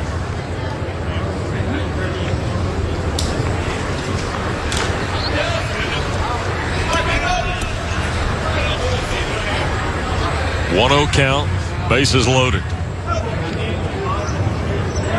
Drew is hitting .429 on the year with the bases loaded, .302 with 2 outs. Came up empty there. Ball and a strike.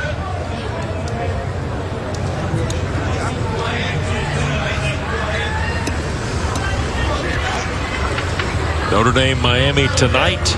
Tom Wormy and Nick Green will be here for you about 7 o'clock. Strike on the outside half. This is a big moment of the game for Virginia right here. Get a chance to get away with it and still be tied 2-2 going to the top of the 6th.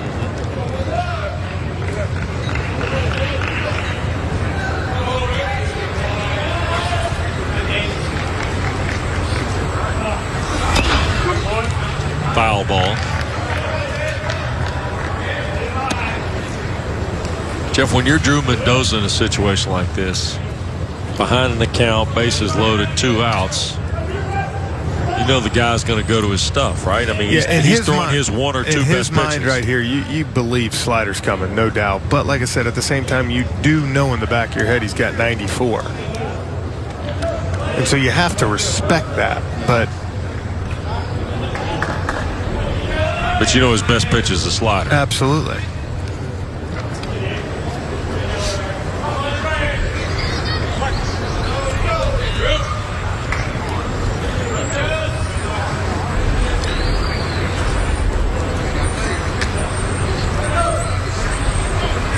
One, 2. Cracked on to second, behind the bag. Weber on to first. That'll take care of the threat. He got away with that one right there. He hung that one. No runs, 1 hit, 3 left. Wow. The 2018 ACC Baseball Championship is brought to you by Hardee's.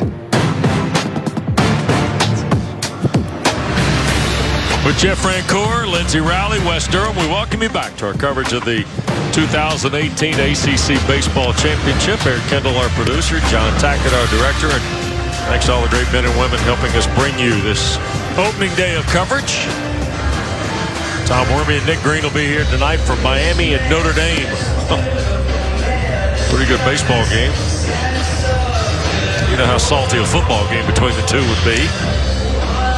Here we've got a good one. 2-2, we go to the 6th. Florida State just had the best opportunity of the ball game turned away. Daniel Lynch, you said this going to break. Got away with one against Drew Mendoza? He did. That was probably, honestly, maybe the worst slider he threw all day. But, you know, it's like anything. When you're throwing such good ones and you're in somewhat of a defensive mode, you know, he kind of cut down his swing. He didn't have a great swing at it. Yep.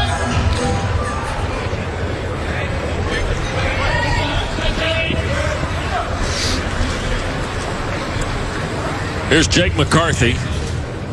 2, 3, and 4 for the Cavaliers in the 6th. And Austin Pollock, the left-handed freshman. Well, Mike Martin said this will be good for him, Lindsey. I mean, to get Pollock kind of in the fire a little bit here in the tournament. Bunt back to the mound. Well played by the pitcher. And a flip to first. Probably a little closer than we thought it might be. Out number 1. Second base number 19, Andy Weber. Fielded the position pretty well, and Andy Weber gets a chance here with 1 out.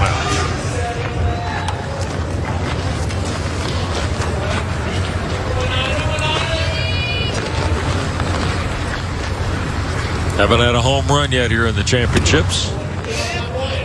Had some close calls. I'm ready to see a bomb. You're always up for a home run. Oh, I love a good bomb, home run. Just someone. Fastball right around the knees. Got to be above the yellow. Cal Raleigh about a foot short earlier in the ball game for Florida State.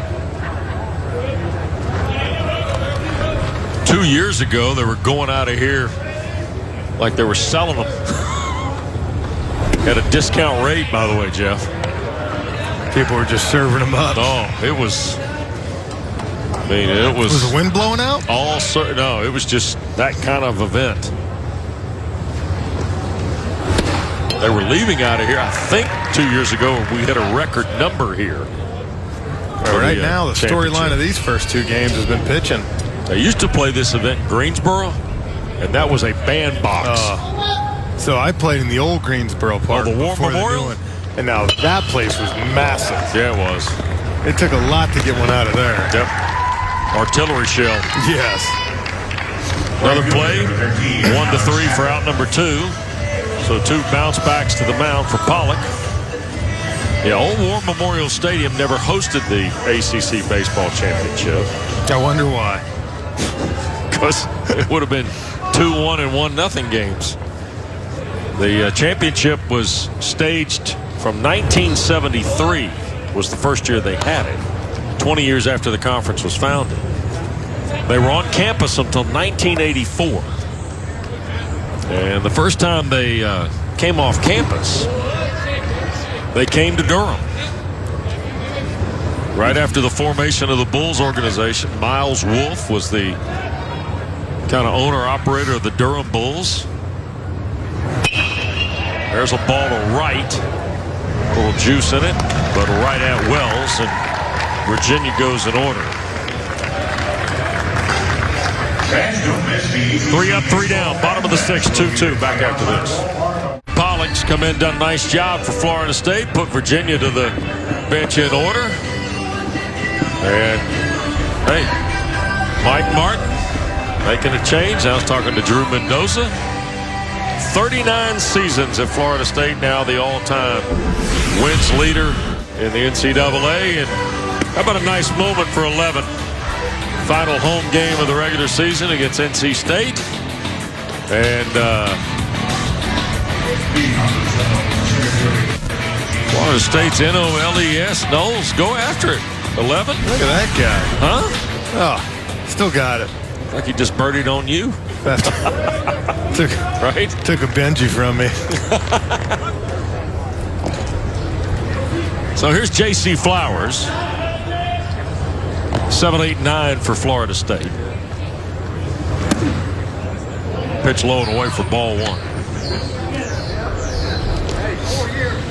So the tournament went off campus in '84, Jeff. And it was played at the old ballpark over the hill where the movie was filmed, is the way I always refer to it. Yep. If you've never seen that, you need to go over the hill and see that before you leave. Where is it? Just go right over the hill? Go about 5 blocks that way, right? 5 or 6. And they moved off of campus to the old ballpark in Durham in '84. Fly ball to right, tracked down by Tappen, 1 away. And I tell you that to tell you this. Then they went back to Atlanta in '85 and played at Georgia Tech, and Georgia Tech beat Clemson. Well, that's not fair. Well, then they came back to Durham in '86, again played at the old ballpark. Georgia Tech won again. Then they went to Greenville, South Carolina, all the way up until 1995. In fact, Florida State won the title in 1995. Jonathan Johnson, the Florida State pitcher. There's behind the bag, flip to first, and Lynch retires Reese Albert, 3-1. It came back to Durham in 1996 and played in this ballpark for the first time. And when they did in 1996, Dennis Womack in Virginia rode Seth Greisinger to the ACC title. Greisinger later went on to pitch in the bigs.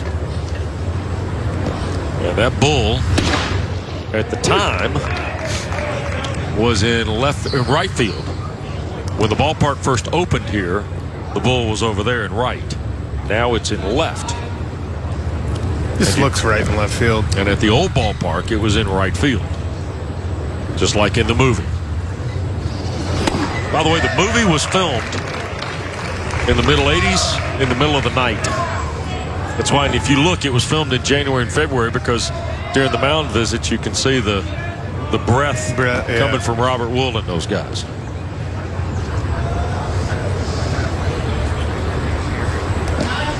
0-2 it is to Salvatore. You get your shirt out of here at least. Get your Durham Bulls shirt and take it home to your kids. I'm going to get some stuff. Yeah, get some swag. swag. By the goodie shop. Yeah. Got to take something home to the kids. A little swag. Get something for yourself. Always never a bad idea to pick up something for yourself. Oh, got to. Yeah. You do that first. Mike Salvatore with 2 down.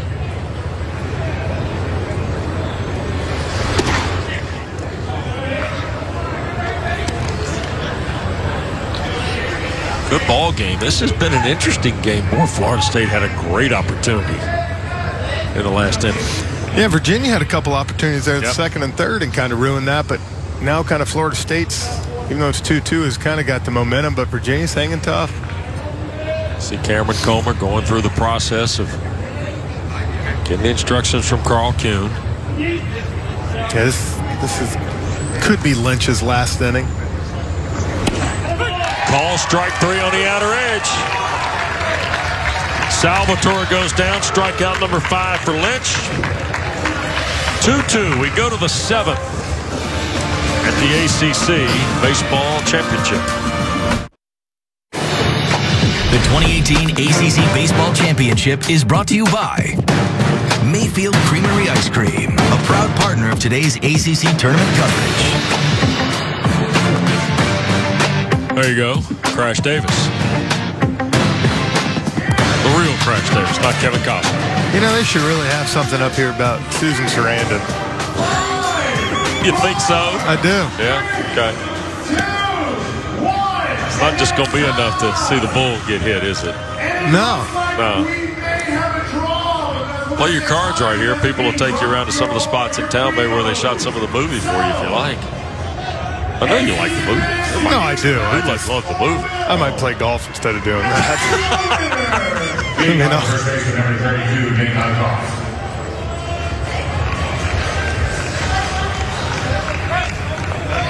Yeah, they have the race here like they do in D.C. And Annie Savoy is one of the presidents in D.C. That's great. Yeah. Duke, Crash, and Annie are the characters. That's pretty good. Yeah. That president's thing in D.C.'s got a little sideways, though. Those guys get after it, that deal. They hit each other hard. Yeah. Hey, by the way, Birdie will be here, I think, tomorrow. Yeah. Birdie's coming to watch his son.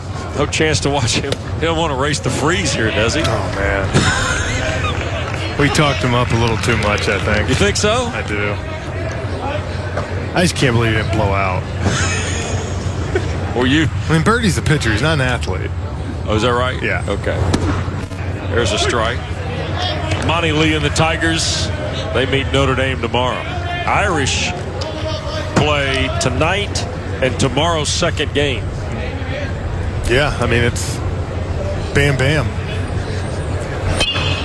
Fouled away by Eikhoff. Full from Austin Pollock. We're in the 7th now of a 2-2 ball game.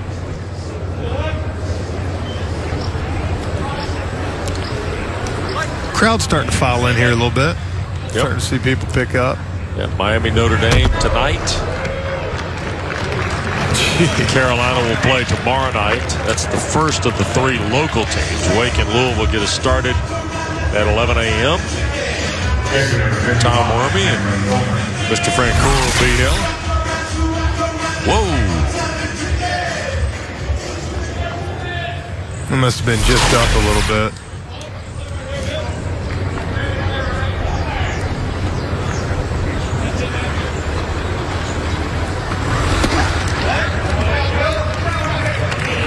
So here is Comer, who was struck out and walked today. He follows an Eikhoff free pass from Pollock, which is his second walk of the day. A little bunt back out in front.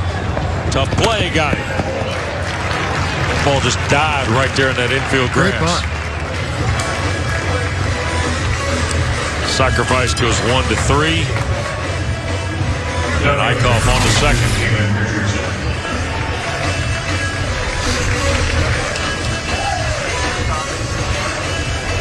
Good job getting off the mound, getting them. Kamen Richardson now. Doubled and scored in the third, and then grounded to third in the fourth.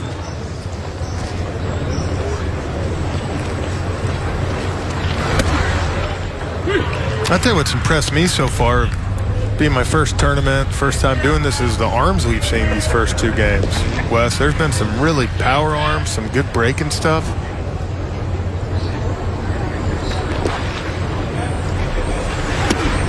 Off the plate, 1-1. Jonas Scalaro, left-hander in the Florida State bullpen. Second time he's been up down there.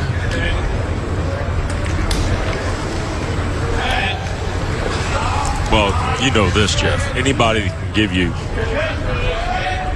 what Pidich did today. Anybody give you 8, 7 1/3, whatever the case may be. That's like saving you 2 guys. Oh, for sure. Boy, that was as much about Pittsburgh today as the 2 runs they scored, or Pidich just his ability to handle Georgia Tech the way he did. You talk to most managers, they'll tell you, give me 6 innings. Think 6 is the number? I can, especially in big leagues, college, where they have more pitch in, more guy. Give me 6 innings, and I can piece together that. Ground ball sharply hit to short. They'll go to third here, put the tag down. Mendoza, nicely done to retire Eikhoff, 6-5. Yeah, that was a mistake there. Fielder's choice puts Richardson aboard with 2 down now. This ball was hit right at him, right in front of him, too. Maybe the 3rd mistake Virginia's made today on the ground? Yeah, that one right there, you can't, you got to make sure that ball's behind you, or at least in the hole. Well done by the shortstop Salvatore. Caleb Knight, who grounded to the 3rd in the 5th, now with 2 outs.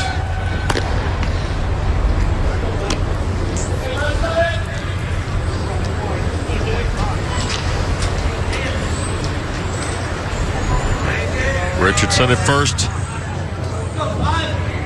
Knight on the year, 3 homers. Chopper. Oh, nice flip. Bornegal to Salvatore. And the force on the Cavaliers takes care of Virginia in the 7th. Stretch time in Durham, 2-2. 2-2 our score. We're at the Durham Bulls Athletic Park with Jeff Francoeur, Wes Durham, Lindsey Rowley here as well. Game 2 of 3 on this opening day of the championship. You see the line, 2-5, 1-3 for Virginia. Florida State has now left 7 in the ball game, including 3 in the 5th. And 1, 2, and 3 here in the 7th. Bornegal, Luke, and Red Applin for Hall of Famer Mike Martin. And Daniel Lynch, the left-hander, going to work. Plenty at stake for the Cavaliers. They were trying to go to an NCAA tournament for a 15th consecutive year. Virginia 6-10 against the top 50, 9-15 against the top 100 entering this event. RPI of 85, strength of schedule is 54. And Bornegal down on strikes for the 2nd time to open the 7th. Andrew Abbott is the left-hander in the bullpen for Virginia. And here is the pitch count. Look at the single numbers for Daniel Lynch in 4 and 6. Wow.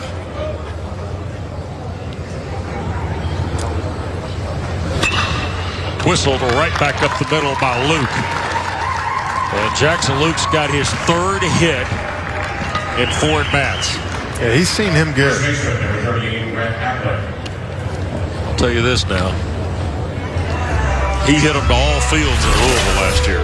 Yeah, he's doing that tonight. Up the middle here, the other time to right field. So 1 out, 1 on.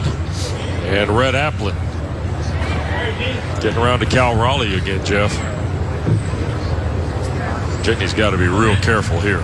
Yeah, it'll be interesting to see what Coach does here in a minute. Does he let Cal Raleigh see Lynch for the 4th time today, or do you bring in a fresh arm? Appler taking all the way for ball one.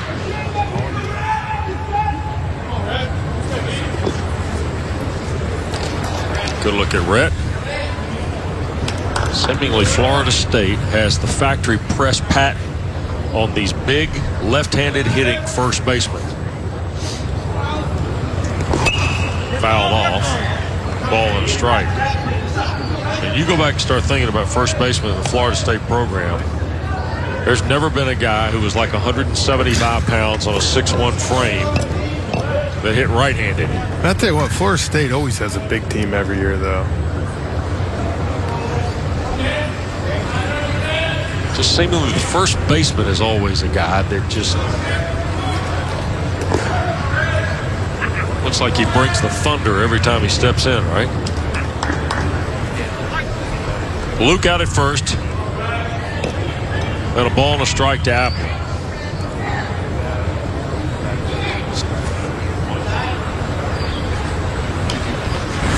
Swing and a miss. Slider again, Jeff. That's his pitch. It's been worked for him all day. I don't see why he's going to change it now. 1 ball, 2 strikes.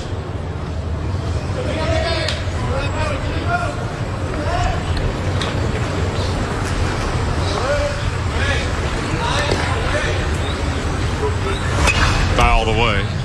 Count will hold. That's one of those things. There's a left on left now. You see how he's laid on that fastball. Your approach has got to be up the middle of the left field. And you just try to fight that slider off. That's what happens when you start trying to pull it like that's when you swing through it. And it's okay too early in the count, but now you got to get your 2-strike approach and try to shoot that little hole right over there. And you can see why the left fielder's shaded way over there. They know he's trying to do that. In the dirt, did he go? Did not. A.J. Lastaglio says it's ball 2.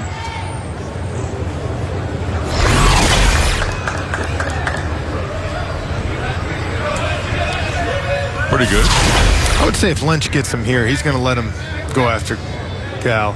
There's the gap you're talking about, right? Short third, and the left fielder's playing almost on that line behind the third baseman. Yeah.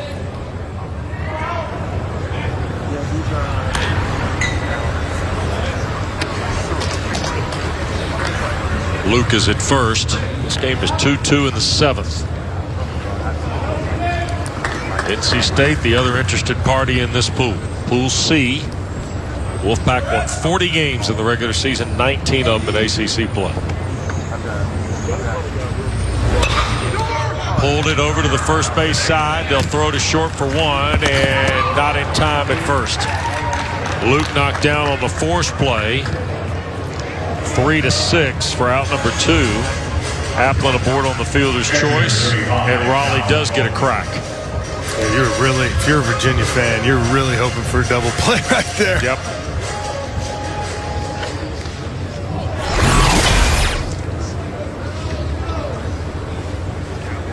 That's a good turn. They did what they needed to do, just beat it out a little bit.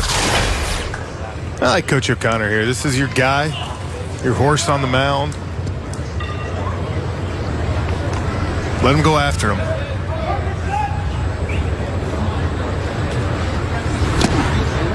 Swing and a miss by Raleigh. 0-1.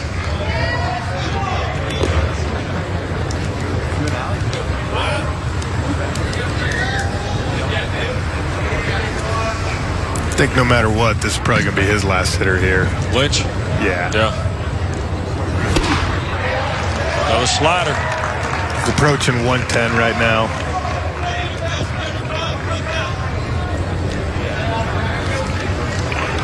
$109 now for Daniel Lynch.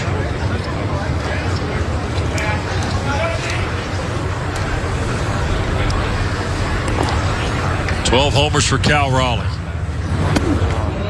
Low 1-2.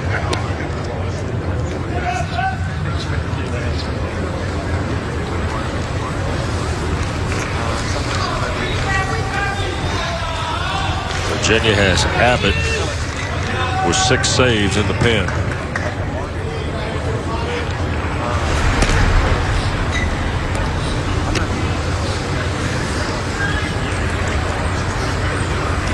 them that come in conference play.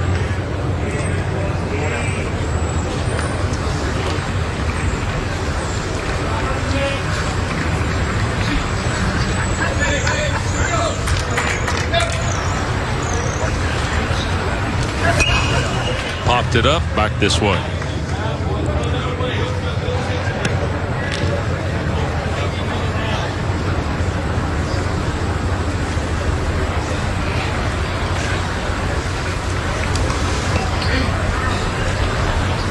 Look at the Florida State dugout.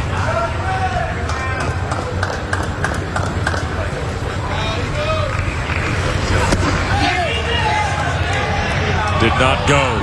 2-2. Cavaliers wanted that one.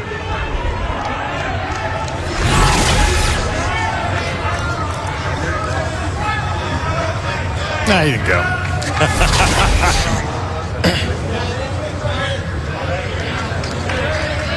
Brian O'Connor's team's used to this. Almost 37% of their games have been one-run games this year. Third highest in the country, Jeff. Well, they know how to play them then. 2-2.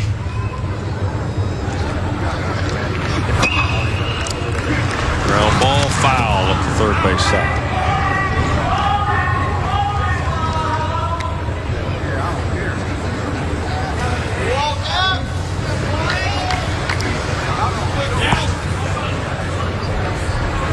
Virginia got, Florida State got a run in the first and a run in the third. Virginia got a run in the third to tie the game. Florida State then went ahead 2-1, and Virginia answered in the fourth to put us at 2. And that's where we've been since. Both teams have had threats. Virginia's kind of run themselves out of some chances. Florida State had the bases loaded in the fifth and came up empty. Well, this has turned into a little bit of a battle now. He got away with one right there. That ball was left out right over the middle of the plate.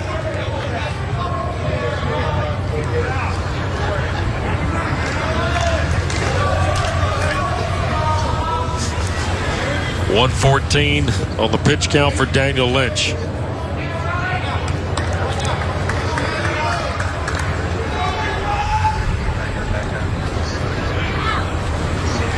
Another token throw over to first to keep an eye over there on Applin.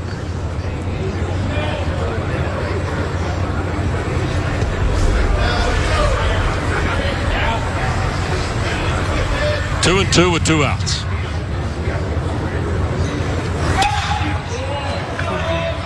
Another foul ball out of play. Each guy is just missing, right? Yeah, you wonder here if Lynch wants, I know it's taking a chance, but it's your last guy would juice a heater. Wow. Maybe up. I mean, I ain't juicing it right down the middle. I'm just saying this is like a low and away deal. Something to get him off. He's throwing quite a few of those sliders to him now. 9th pitch of the at bat.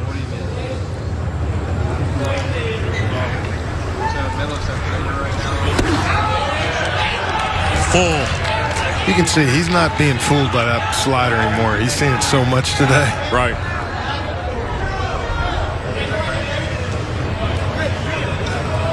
There's Abbott.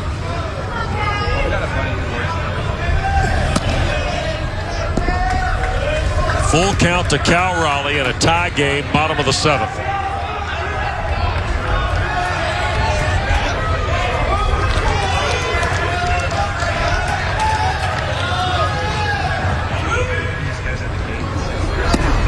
Call strike 3.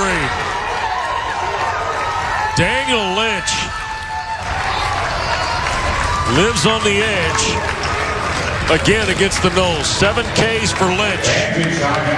7 complete in Game 2 of the ACC Baseball Championship. Florida State, Virginia tied at 2. Wow. Number 9 knows. That was a big one.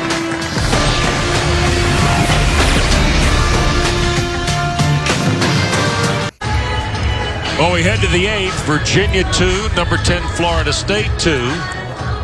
And Daniel Lynch has kind of lived this game on the edge a little bit here today, Jeff. It's been interesting. Lynch has gotten out of trouble in the 5th for sure, and here again in the 7th a moment ago.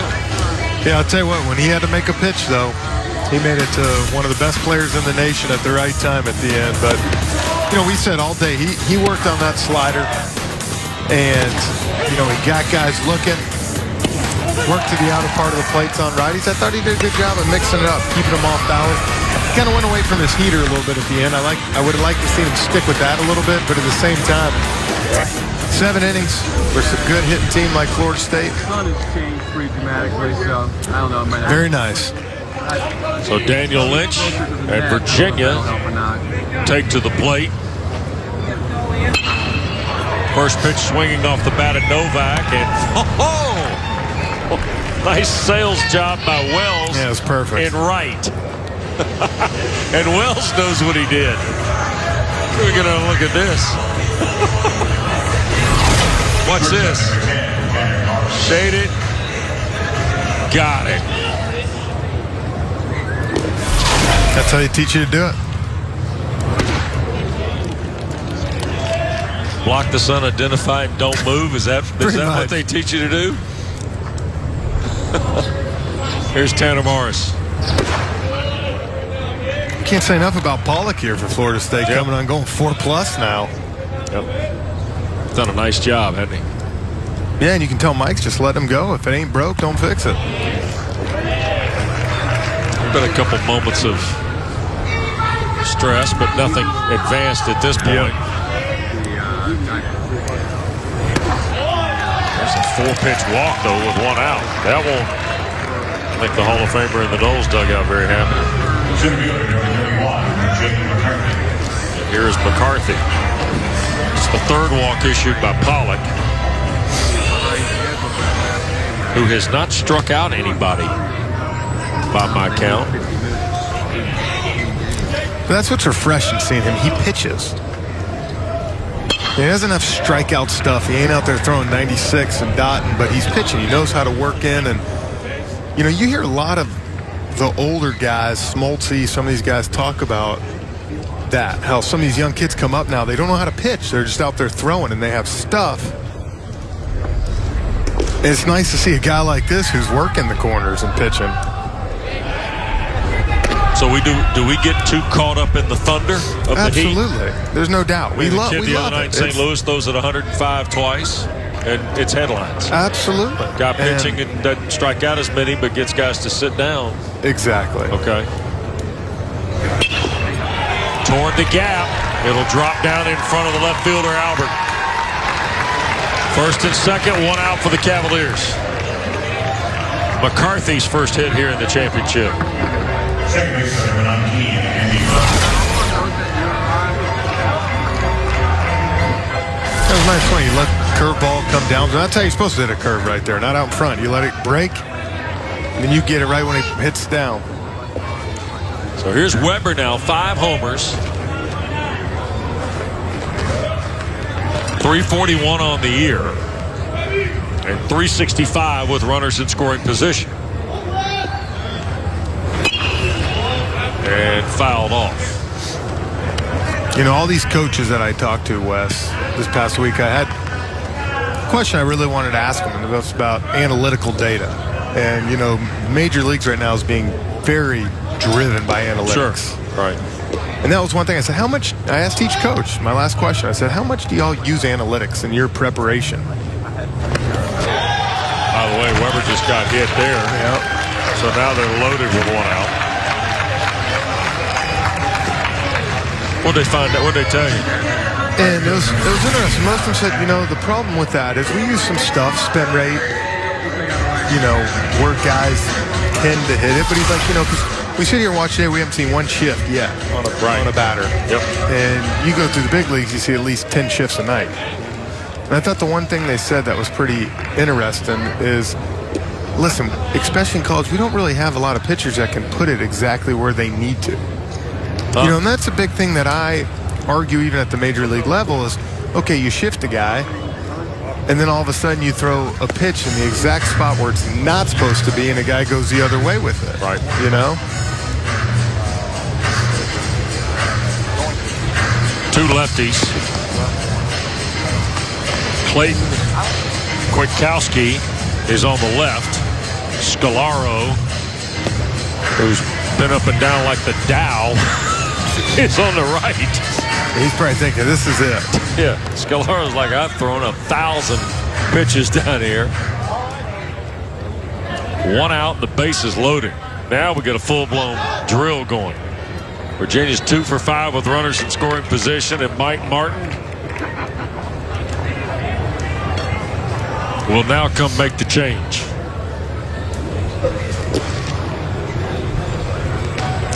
Not going to be, is this Scalaro or Kwiatkowski?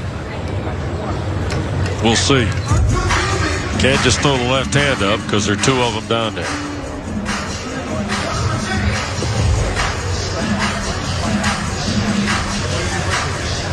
Did you ever wonder how many mound visits 11 has made? That is funny. Over his whole career, how many do you think he's made? A bunch. A whole bunch. I wonder how slow they were 40 years ago. Well, they're going to go with Kwiatkowski. Yeah, he's thinking, I'm coming in. If you... Clayton Kwiatkowski, left-hander from Tampa Jesuit. Third pitcher of the day for the Noles. When we come back to Durham in a 2-2 game in the 8th. Bases loaded and 1 out. 2-2 our score. We're in the 8th. 1 out. Now the bases are loaded. And the new pitcher for Florida State is Clayton Kwiatkowski. As Austin Pollock goes 4 1/3 with a hit, 3 walks, no strikeouts, but he's responsible for all 3 guys on base. And Mike Martin hands the ball now to Kwiatkowski, the sophomore from Tampa Jesuit, who gets into the ball game. And in the case of Kwiatkowski, he worked 2 of the 3 last week against NC State. Went a combined 3 1/3 with 2 strikeouts and 1 walk. You know, watching him warm up here, he seems to have a nice little 2-seamer on him. My guess is going to try to get him to roll over something right here. A little double play ball.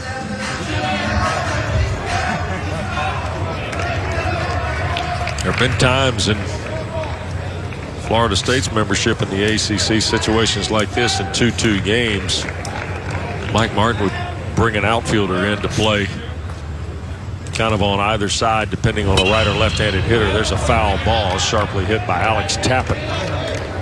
Tappen on the year just 182 with the bases loaded, 4 home runs, 14 extra base hits outside the 4 knocks.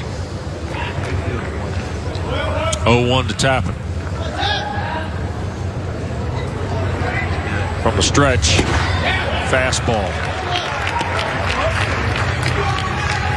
A little move to it, didn't it? That did. A little 2-seamer ran kind of more up than it did away.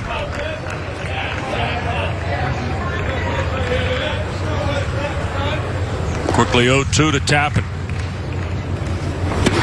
Struck him out. Whoa.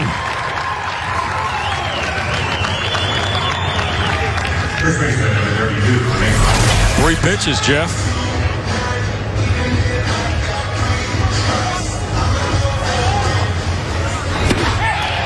So that's a big swing for an 0-2 count right there.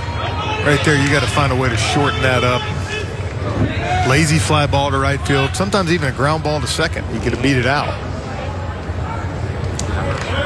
So 2 down for Eikhoff now. 4th pitch, all 4 have been strikes from Clayton Kwiatkowski.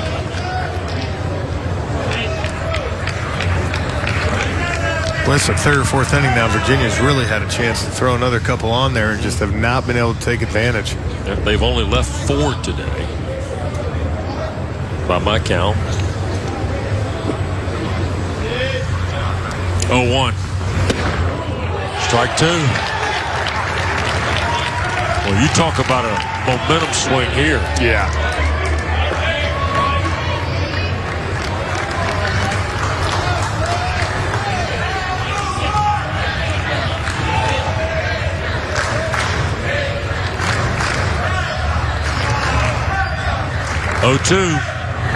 Got it.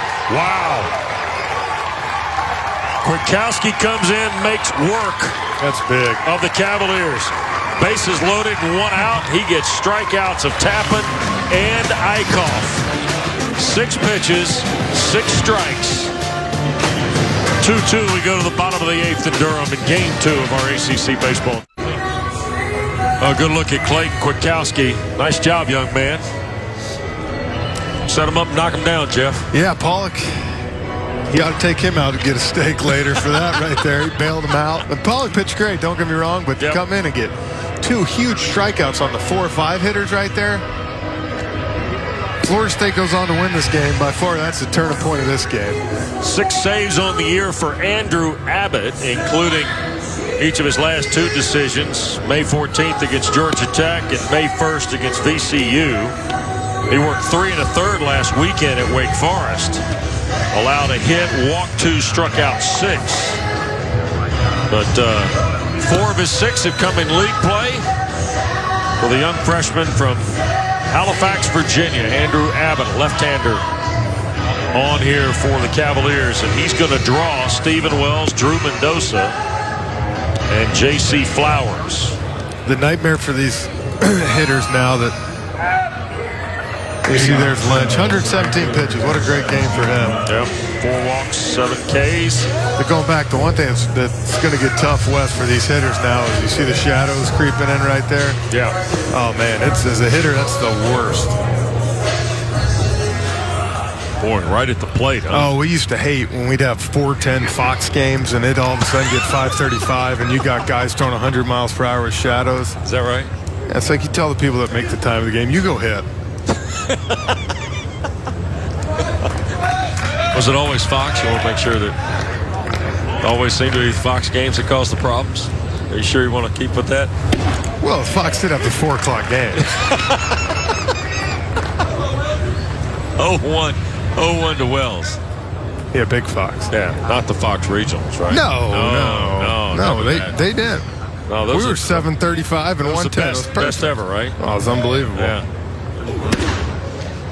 Up at the letters, 1-1. I was just seeing where you were willing to go and you're, you know. Well, hey, 4:10 is a bad time to start a baseball game. I agree. Because of the shadows? Oh, it's awful. Yeah. Even for the outfielders, right? Yeah, just everything, you know, because it's just right over there in the middle. Off the plate. Oh, no, strike. 1 and 2. Excuse me, Mr. Chambers. That was generous.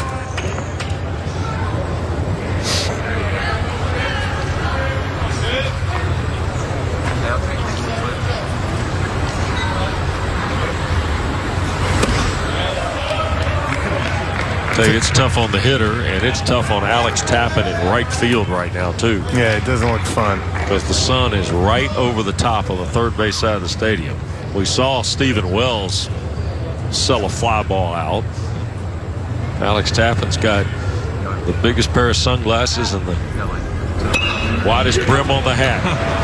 A little roller to third and a throw across. Well handled by Novak, route number 1. I'll tell you one thing about Abbott that's really his numbers that impresses me. He's got close to 48 innings, I think. And he's got 16 walks to 73 strikeouts. Good play by Novak on the hustle. That's a great ratio right there. That's what you want from your pitcher. Left on left for Mendoza now with 1 out. There's a look from right field, kind of in Alex Tappen's pocket, if you will. Yeah. Caught a piece of it, strike 1.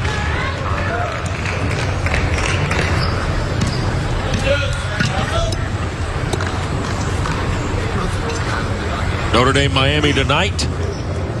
Then our day tomorrow starts with Louisville and Wake Forest at 11 a.m.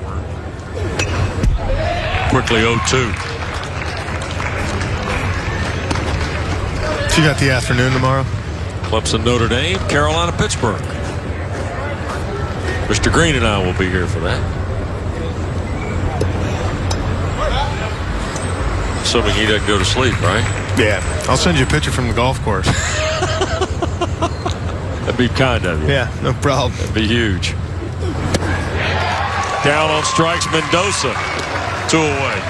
They're taking advantage. Lynch and now Abbott. Advantage of Mendoza right here. Look at these. Look at that front shoulder. Just fly open right there. He's got a... It's tough. Look at that thing right there. He's out in front. You see it fly open.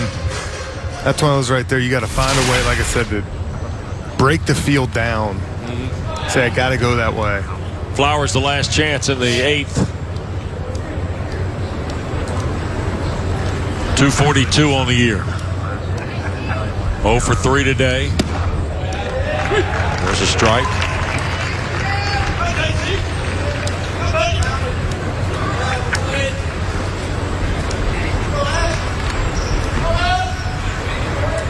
Oh, 1 to JC.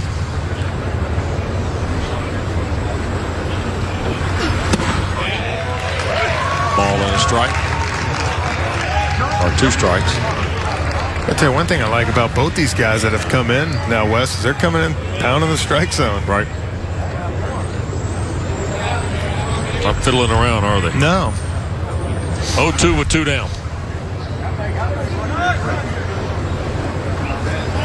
That's what you want. You know, it's the hardest thing to do in sports is hit a baseball. And the chances of you getting 3-4 hits in a row are not well. It's when you mix in the walks and all that other stuff that the big inning happens. Call strike 3. Abbott makes it look easy. Noles are gone in order. 2 Ks for the rookie in his first appearance at the tournament. We're tied at 2. Going to the 9th in Durham. ACC Baseball Championship. And time out, take round. Back after this. 2-2, we go to the 9th. Virginia's got Comer, Richardson, and Caleb Knight set against Clayton Kwiatkowski. With Jeff Rancour, West Durham, Lindsey Rowley here in Durham, and we're in Pool C now with Virginia and Florida State. Already today, Pittsburgh, the 12 seed, beat Georgia Tech 2-1 over in Pool A. Tonight, Pool B, Notre Dame and Miami set to go at about 7 o'clock approximately. Here from the Durham Bulls Athletic Park with Tom Wormy and Nick Green set to join you tonight. And the 4 winners of each pool will meet here Saturday in the semifinals. A versus D, B versus C is the way it plays out. And here's Cameron Comer now, 0 for 1.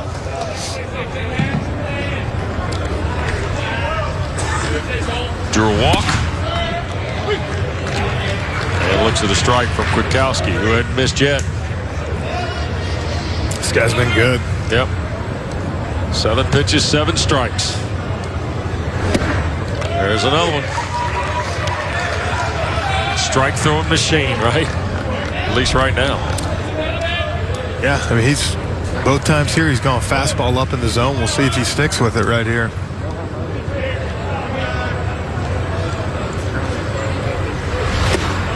There's the first miss of the afternoon. 1-2.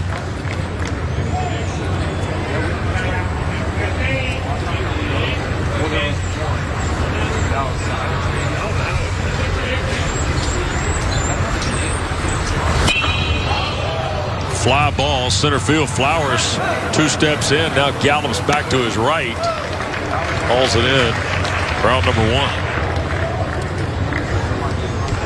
For a moment, I think JC might have lost that. I just think the ball's carrying a little bit today, too, out there. I just don't think anybody can get it in the air.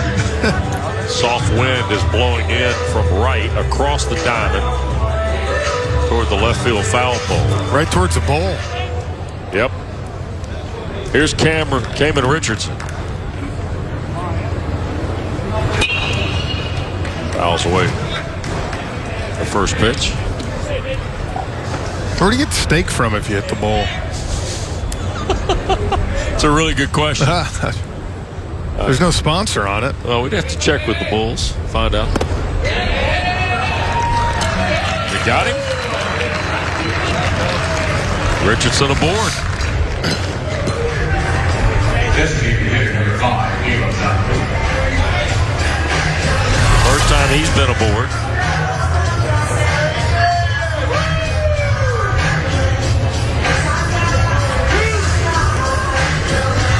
Wow. Yeah. Got him on the instep of the foot. However you got to do to get on base. I hear you. Now here's Knight with one down. First base runner Kwiatkowski's seen of his volition. Miami, by the way, making their way into the ballpark. The Canes are walking through the concourse here. The U. Yep. 7 o'clock tonight, Pool B.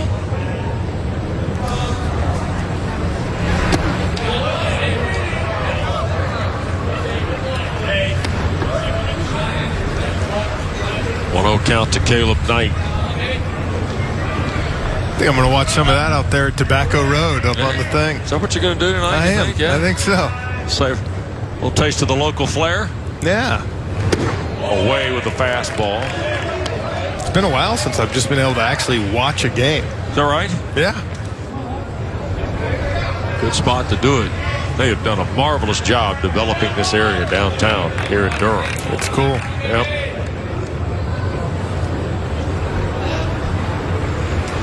2-0. 3-0 now. Clayton Kwiatkowski, who couldn't miss, now having a hard time finding it.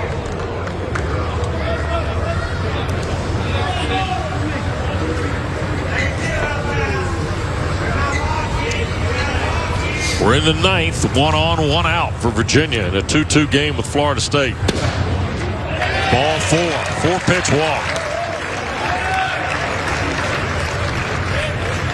Mike Martin's been around long enough. This won't linger long if this is the way it's headed.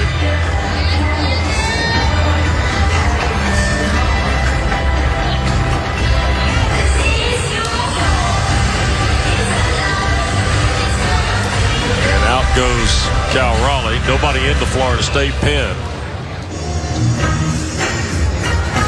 Raleigh with the offer of a shoulder here. There it is. The lights are off down there, huh?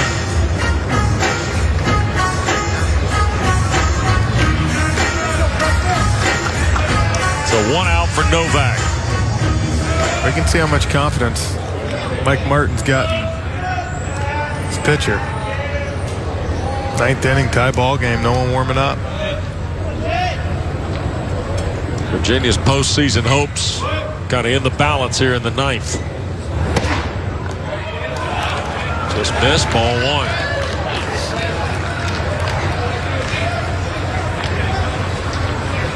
How aggressive is Brian O'Connor willing to be here?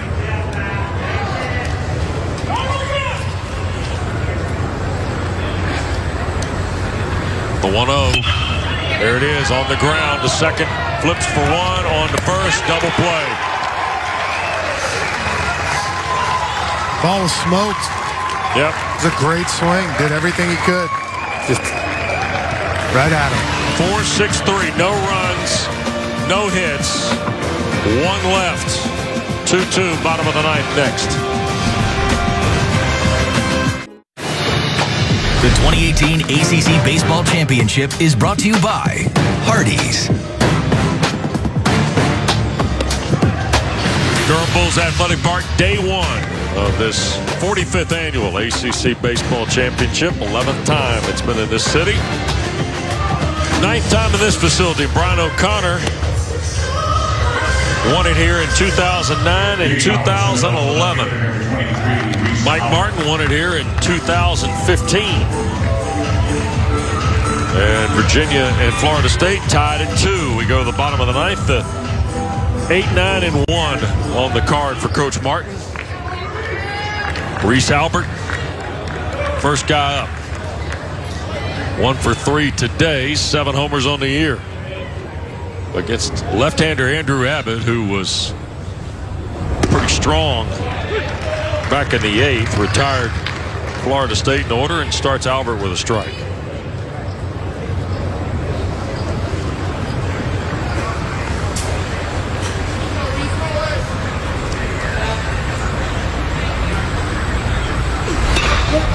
Slug foul. 0-2.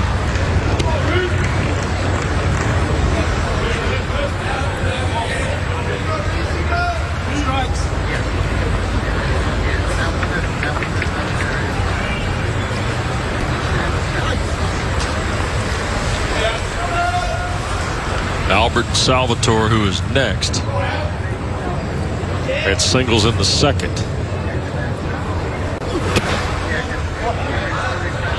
They went by the board, though, on a strikeout by Bornegal. That was after a walk to Mendoza and a double play off the bat of Flowers. But of note, 2 of Florida State's 7 hits have come from the 8 and 9 spot. 1 ball, 2 strikes to Albert.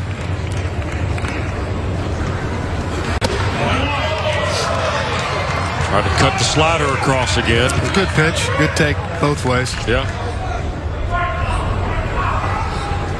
Fans don't like it. 2 balls, 2 strikes.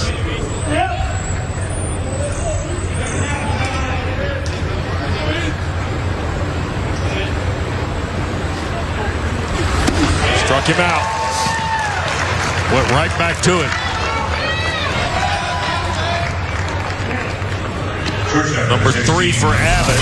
Second time Albert's gone down swinging.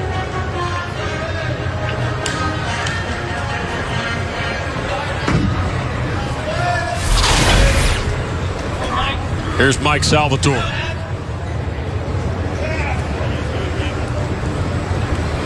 One for 3.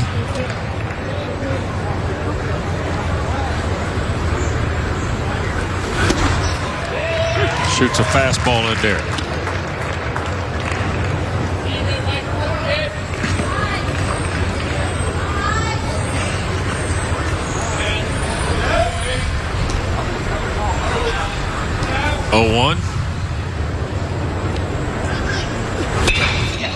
Lined, and I mean eyeball high at Novak. Good thing he was wearing a glove. That was coming in hot. Woo. That's why I played the outfield.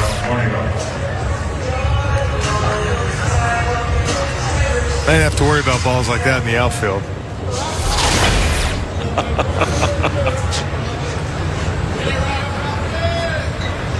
Right at you? Yeah. Yeah. 2 down, and Bornegal is the last chance in regulation. There's a strike from Abbott.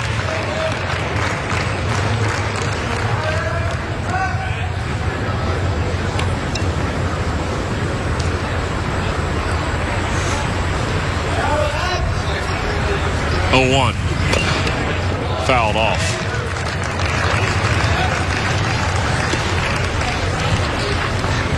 Well, he's done a good job changing speeds on this stuff. I mean, I know the slider's been good, but he pumps that fastball in there and then comes right back at you with the slider.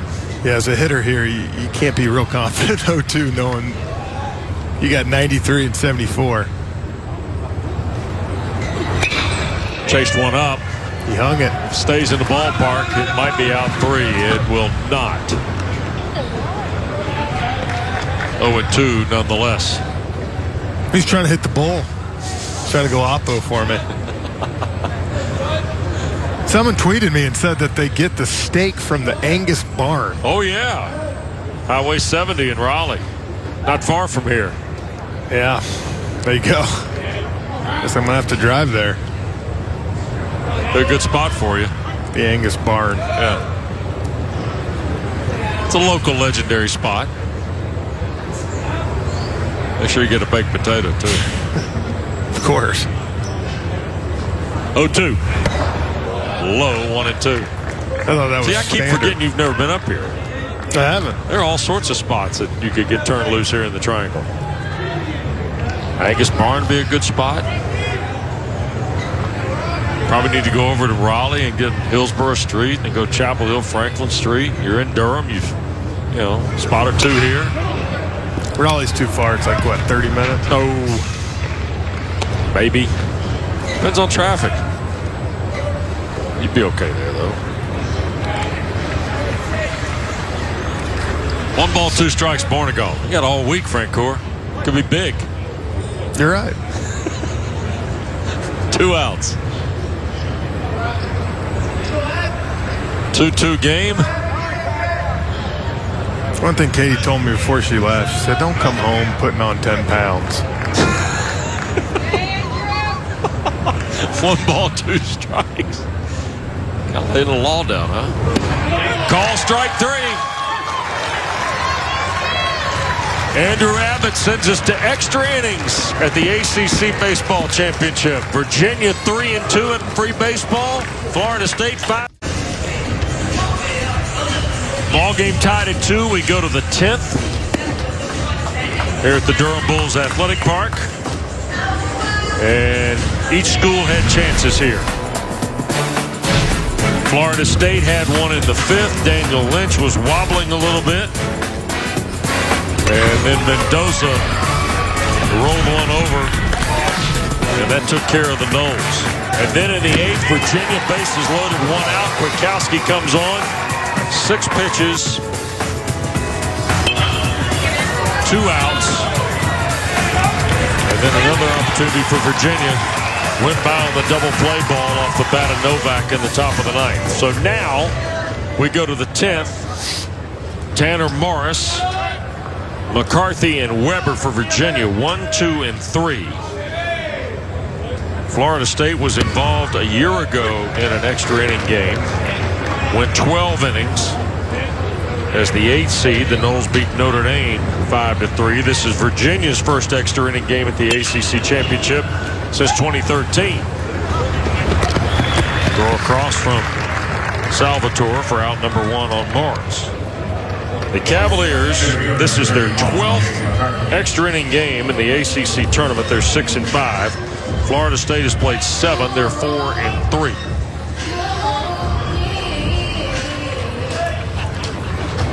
One away, and here's McCarthy.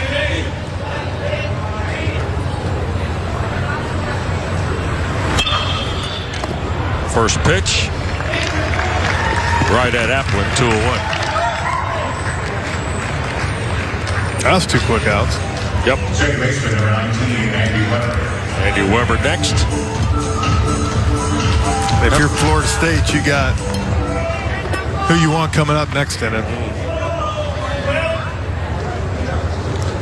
Especially Lukey's been on, what, 3 times? Yeah, Jackson Luke 3 times today. That is correct. 3 singles off the MVP of the tournament from a year ago.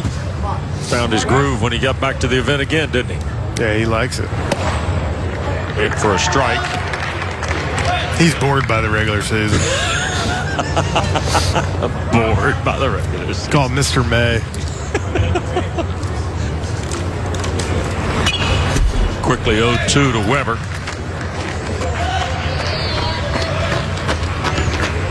Well, 7 o'clock start tonight for Miami and Notre Dame, and that'll be pushed back a touch, given that we're approaching 3 hours here on this one.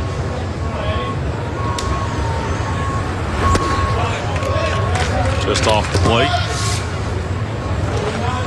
And tomorrow morning our coverage starts with Wake and Louisville at 11. Clemson, Notre Dame follows that. And then North Carolina, Pittsburgh, first of the 3 local teams to see action, comes tomorrow night. With the Tar Heels and the Panthers. And Kwiatkowski make quick work of Virginia. 7-pitch inning for Kwiatkowski and the Noles. 2, 3, and 4 for the Noles when we come back. 2-2, bottom of the 10th. Florida State has Jackson Luke, Red Applin, Cal Raleigh. Set to go against Andrew Abbott, who has been very impressive here, Jeff. Yeah, like I said, he's got to stay in Virginia. They got to win this ball game. This young guy has come in there and fired bullets for Brian O'Connor's team.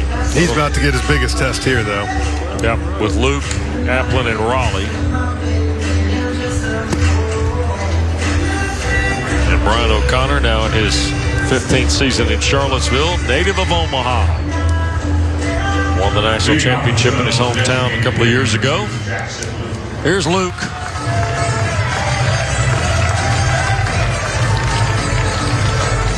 "13 combined hits in the ball game between the two schools."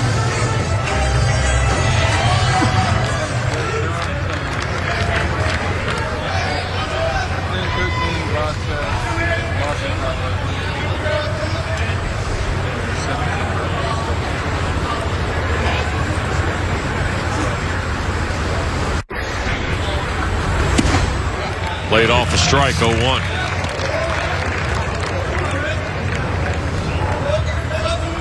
"14 home runs for Jackson Luke. 3 for 4 today.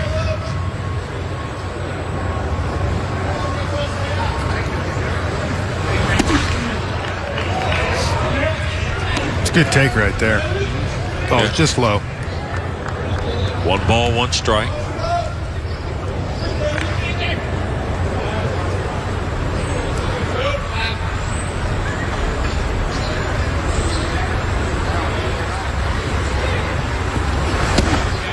And there for a strike.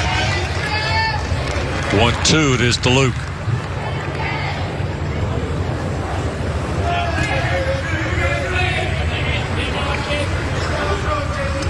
Applin on deck. Raleigh to follow.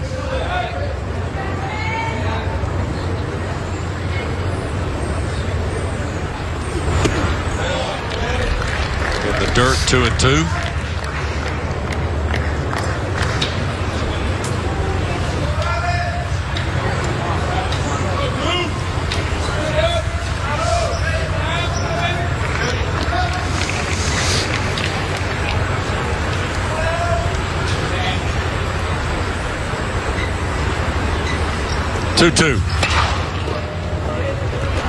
Gloved by Morris. 2 away. Or 1 away.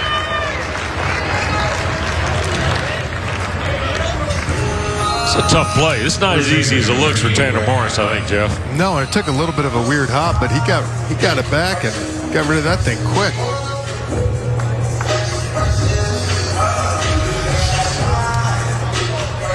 So here's Applin. No activity either way in terms of bullpens for these schools. I think both these guys got the guys they want out there right now. They're throwing well. Pitch count's down. 29 of them for Abbott so far through 2 1/3. See Red Applin, just a couple of home runs. Big RBI total, though.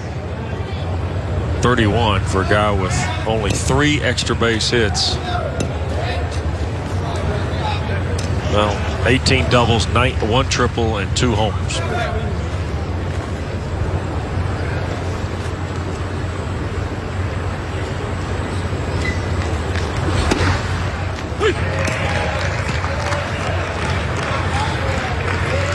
Took a strike, but is that a bunt move?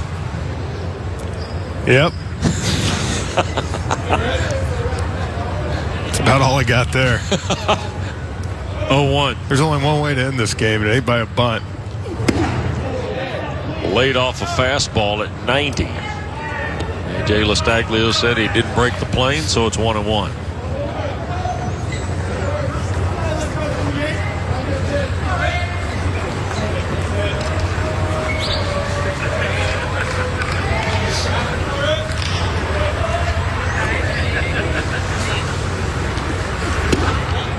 Breaking ball cut across the letters. Ball and a strike. What's a good pitch? It is. You can tell the guys are having a tough time even pulling the trigger on it.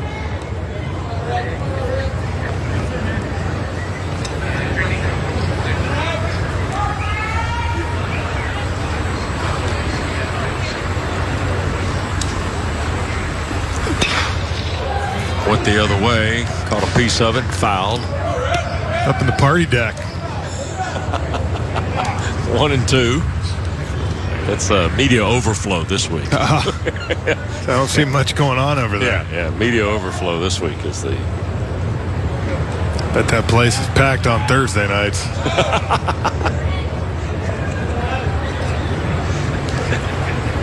Week of the tournament, it's media overflow. 1-2, time called. When the tournament was in Greensboro, in the new ballpark in Greensboro, Jeff, we actually did the TV broadcast from in the front of a suite on the porch. Really? In play. Fred Kiger, our statistician, came replete with a glove and would catch foul balls that got fired up in the seats. Well, that should be interesting because, Saturday we're doing it out there above left field, right? Tobacco Road, is that what you're... Road? I'm thinking the production people are starting to doubt that seriousness of that comment. 2-2. Raleigh on the ground to second. 2 away.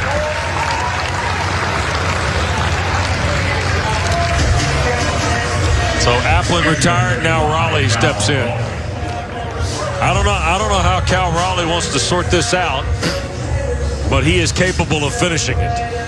I think he has one thing on his mind right there. Hit it out? Yeah. So how does young Abbott handle this? Same way he's been doing it. He's been throwing well. You mix in and you got to mix it up. You can't get a tendency with a guy like this, especially catchers, because they're smart. They know what they're doing. Work them in and out.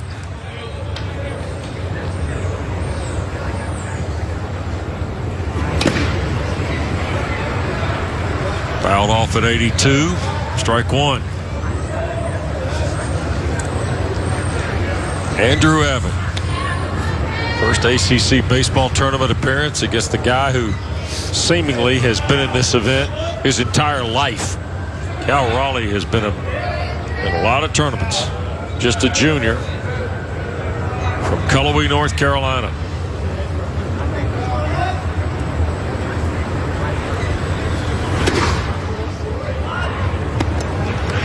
One and one. Fastball in the low 90s.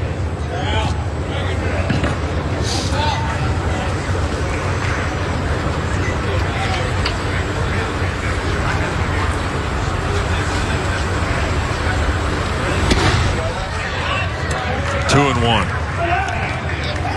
Nothing close yet, Jeff. No.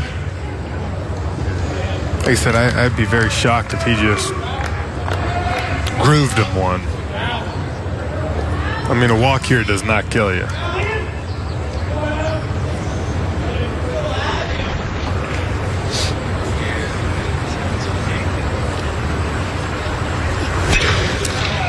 Drives it to center.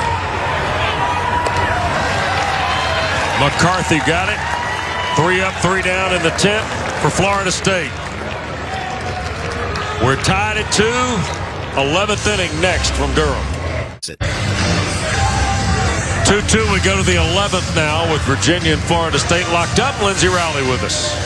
Thanks, Wes. Well, Virginia is no stranger to this situation. Actually, 19 of Virginia's 52 games have been decided by 1 run, the 3rd highest percentage in the country. Actually, Virginia played 6 straight 1-run games for the first time in program history to close out the month of April. Now, you do the math, that's 36.5% of Virginia's games have been decided by 1 run. Well, the Cavaliers are back in the soup here again today, aren't they? 2-2 for Brian O'Connor's team, and so we know Lindsey does her math. Tappen will be followed by Eikhoff and Comer as we move to the 11th.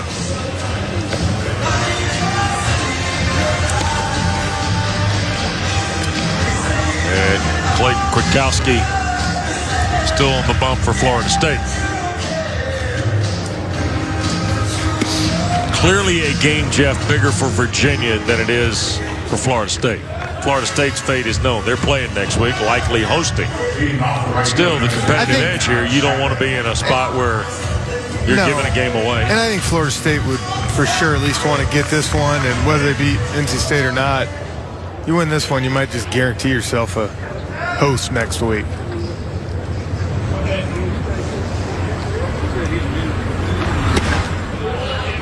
Just off the plate to Alex Tappen.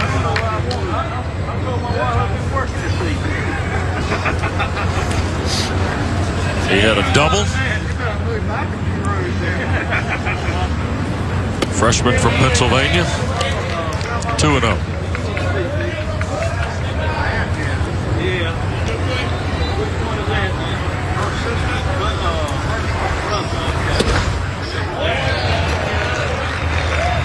Got picked off at second, of course. That was a review play.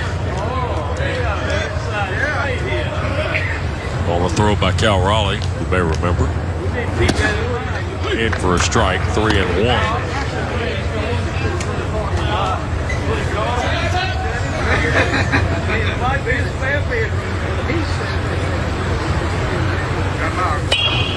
Popped it up. Out of play, 3-2.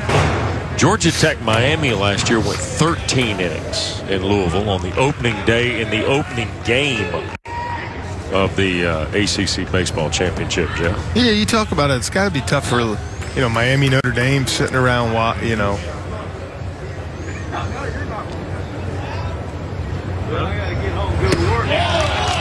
Ball 4. Full count walk to Tappen starts the 11th.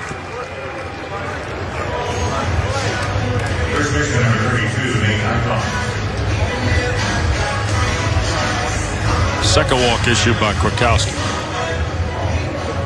to go with 3 strikeouts. So Eikhoff next. Junior from Bristol, Virginia, squaring to bunt. Bunts it right up the first base side. Throw to the second baseman covering. For out number 1, Tappen advances. Sacrifice 1-4 for out number 1. Yeah, he kind of ran it up and in on him here. Watch. Kind of up, and he did actually a great job to end up getting this thing down. He got lucky, though.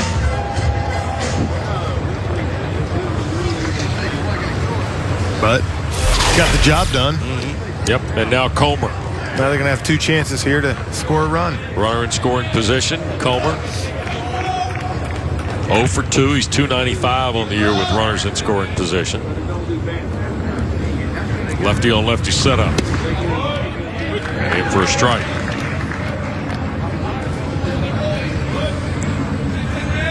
Kamen Richardson is behind Cameron Comer. 7-hole hitter is Richardson.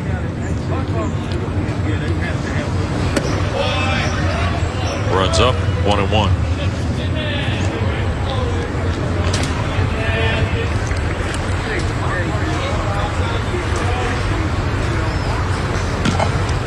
Virginia today, 2 for 8 with runners in scoring position.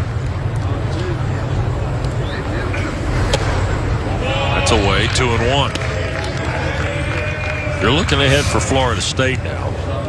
Wells, Mendoza, and Flowers, who are combined 1 for 10 today.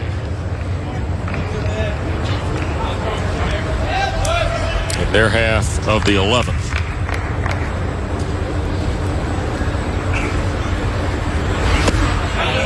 Held up on a 2-1. Yep, 3-1.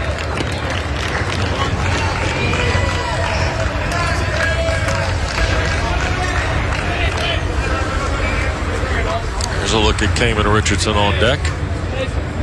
Kind of feel like Virginia's got to have a little sense of urgency here to get a run. I agree with you. You know, a lot of times the deeper in the games you go.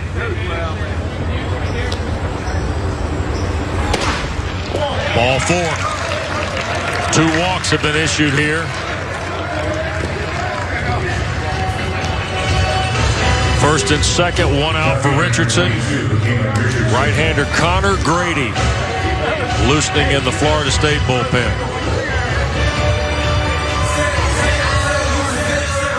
There's a look at Connor. Freshman from Tampa Catholic. Cal Raleigh out for a visit. We'll see if it changes in the offing from Mike Martin.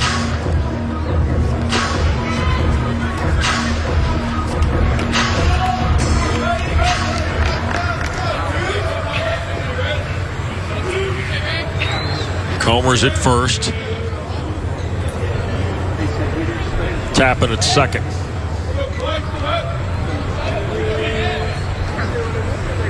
One out. On the ground to third. On to second for one. On to first. Safe.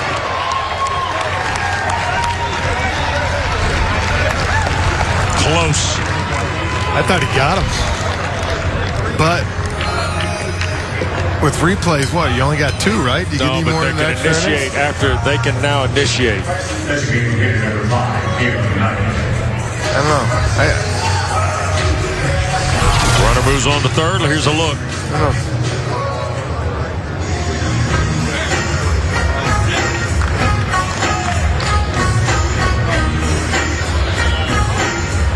Another look. He's safe. Got him by half step. Or no, safe by half step. Yeah. So at the corners now, 2 down. 5-4 force knocks down Comer. Richardson's at first. Tappen is at third. No change from Coach Martin.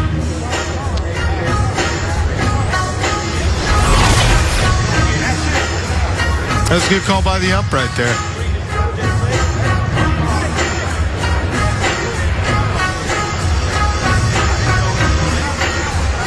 Wow. Pretty much a time. Technology on that one's pretty strong, fellas. So 2 outs, and here's Caleb Knight.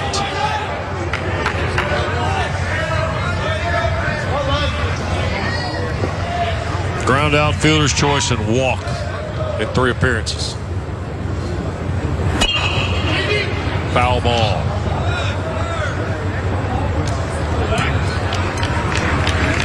Pretty salty move by Mendoza on that throw over, wasn't it? Yeah, I guess he's just trying to work the arm out. You know, there's some scouts here. He's figuring what the heck. Wow.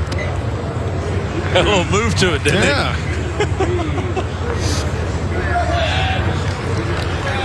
But you like the flow a lot, don't you? He's got some big league hair. Yeah. If you got to go off everybody that's out there today, he's by far #1 in the hair. So far? Yep. All 4 schools? Yep. Okay, yeah. Virginia 2 for 9 with runners in scoring position. 2 outs, 1 ball, 1 strike to Caleb Knight. Transfer from Connors State Community College. Native of Oklahoma. Fouled off. 1-2. And the biggest bat of the season for Caleb, too, right here. Brian O'Connor knows it.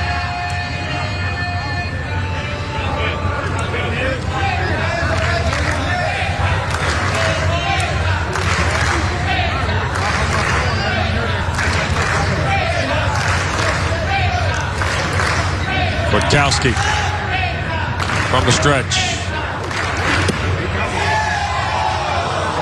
Laid off 2-2. Within a whisker. That was a good pitch. Good call, though. Off the plate. That's why we have replay.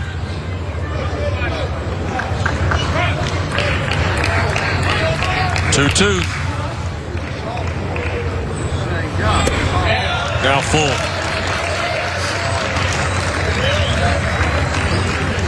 Good news for Virginia here is the runner's going here. So if a ball's kind of up the middle or in the hole, he's going to be safe at second.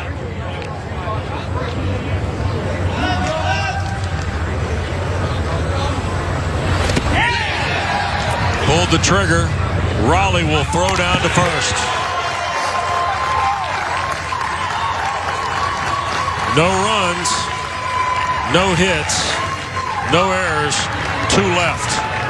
Bottom of the 11th, tied at 2.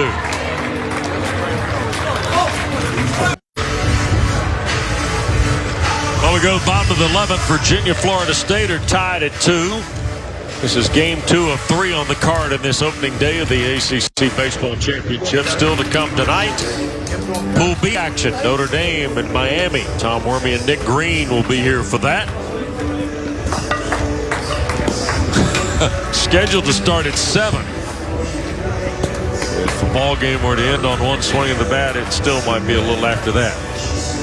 into the turnaround here at the Durham Bulls Athletic Park, the host again for this event for the 9th time. And we're seeing a pretty good pitching standoff right now with Clayton Kwiatkowski, Jeff.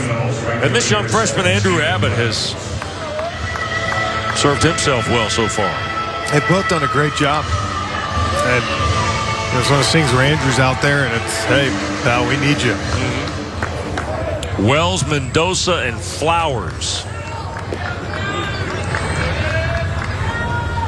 against young Abbott. And here's Stephen Wells.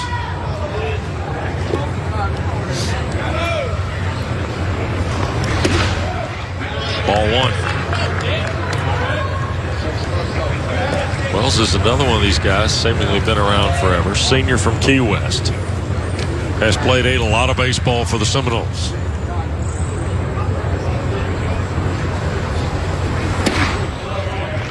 Fastball. 1-1.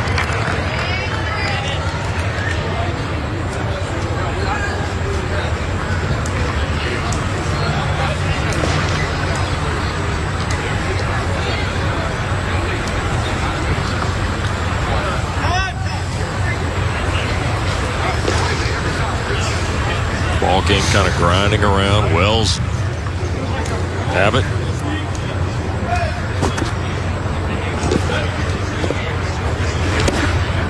Took a strike, 1-2.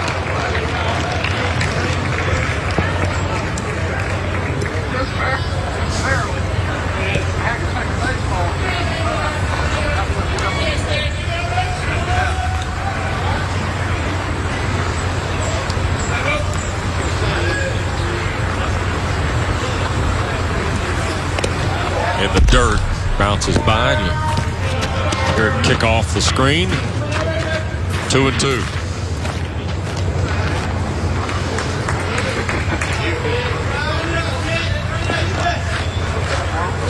Sometimes in a game like this as a hitter, you start to lose your approach a little bit, trying to end the game, trying to do things that instead of just keeping that simple approach and base hits.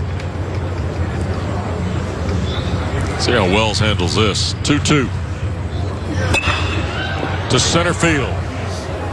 Backing up McCarthy on the track. 1 away. Hit it good. Just hit it to the back end of the house, didn't he? Yeah. He might have just got it off the end a little bit. Got out in front. But wrong part of the park. Mendoza with 1 out. Wells came within a whisker of turning the lights out there.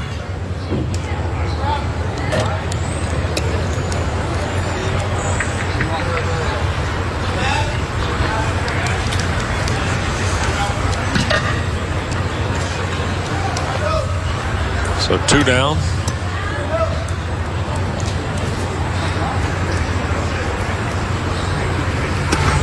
Whoa.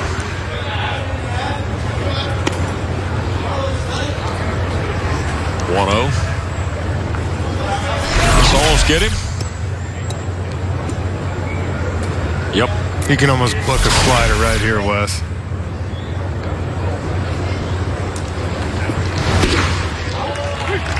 Or a hitter. 0-2 or 1-1 rather. I'd have lost a lot of money right there. Would you? Yeah, heater in, slider away. Yeah, why not, right? 1-1. Rifled over the top of the shortstop, Morris. A 1-out hit from Mendoza. On base for a second time here in the 11th. So here's J.C. Flowers, who is yet to be on base. 0 for 4. 1 out. And Albert, who has a second inning single waiting on deck.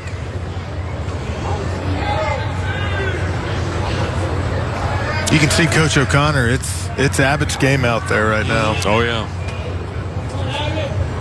We saw Connor Grady briefly in the Florida State pen. He's just standing around down there now.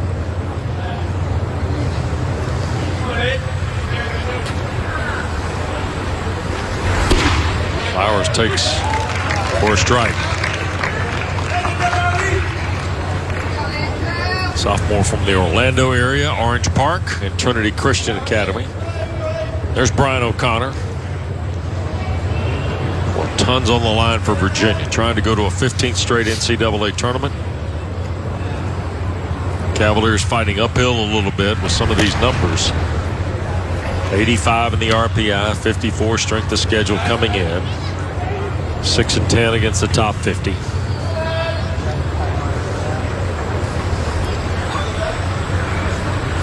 There's Comer.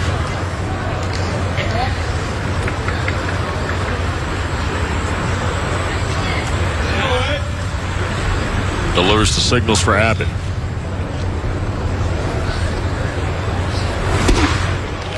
Fastball strike. 0-2 to Flowers.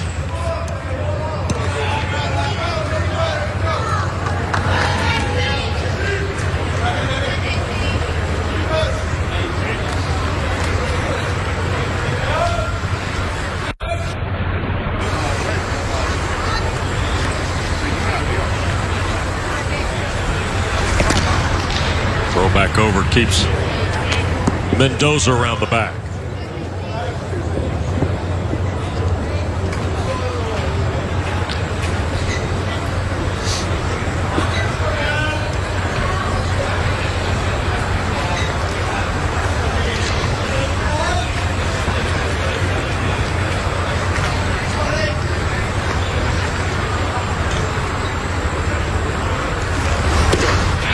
Throw down the first, back standing. 1-2. Burned one there. That's always dangerous in that situation, though. Throw it by the first baseman. Throw it by the first baseman. You got one run on third. Yeah.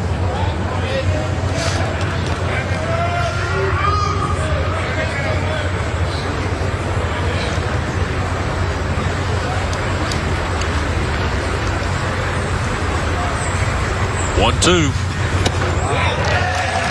Struck him out. 2 away now. You like the Abbott kid, don't you, Jeff? I do. I like him. One, you can tell he's not scared of guys. He's going after him. But another thing I really like about him is that he's not scared to throw his fastball.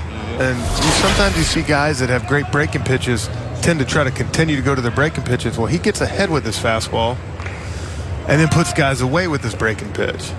And that plays at the next level. Somebody's taught him how to do this, haven't they? Yeah, he's got to love the command he's got out there. Reese Albert. Hammered to right. It is off the wall.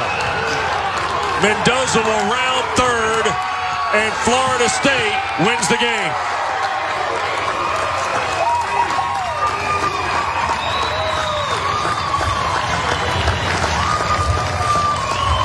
Reese Albert, a walk-off double, scores Mendoza, and in 11 innings, Florida State's a winner, 3-2. That was the first pitch, honestly, that he hung. Abbott hung. Lefty on lefty, and Albert did a great job of staying on it. Clayton Kwiatkowski will get credit for the win. Andrew Abbott will take the loss. But as you said, he pitched beautifully up until that one right there. And Florida State picks up win number 40 for Mike Martin. 39 straight years of 40 or more wins for Florida State in a season. That's crazy. Yes, it is. Florida State 3 and Virginia 2 is the final. The Cavaliers fall to 0-1 in the pool. Florida State goes to 1-0. And now Friday night becomes a very, very big ball game in this 2018 ACC baseball championship.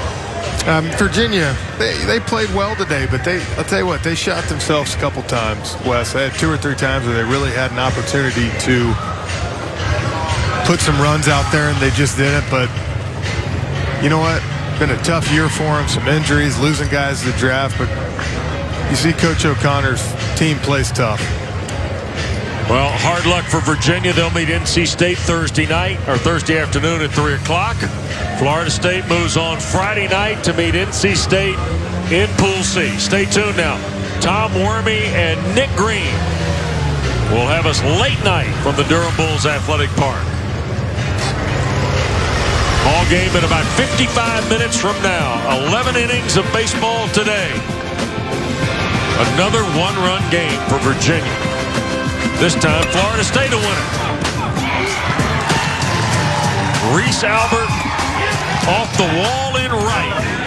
Ends up with the game winner. For Jeff Francoeur, Lindsey Rowley, our producer, Kendall, our director, John Tappen, all the great men and women helping bring you the ACC Baseball Championship. West Durham from the Durham Bulls Athletic Park. Florida State joins Pittsburgh as winners on day one. Stay tuned for the third ball game coming up.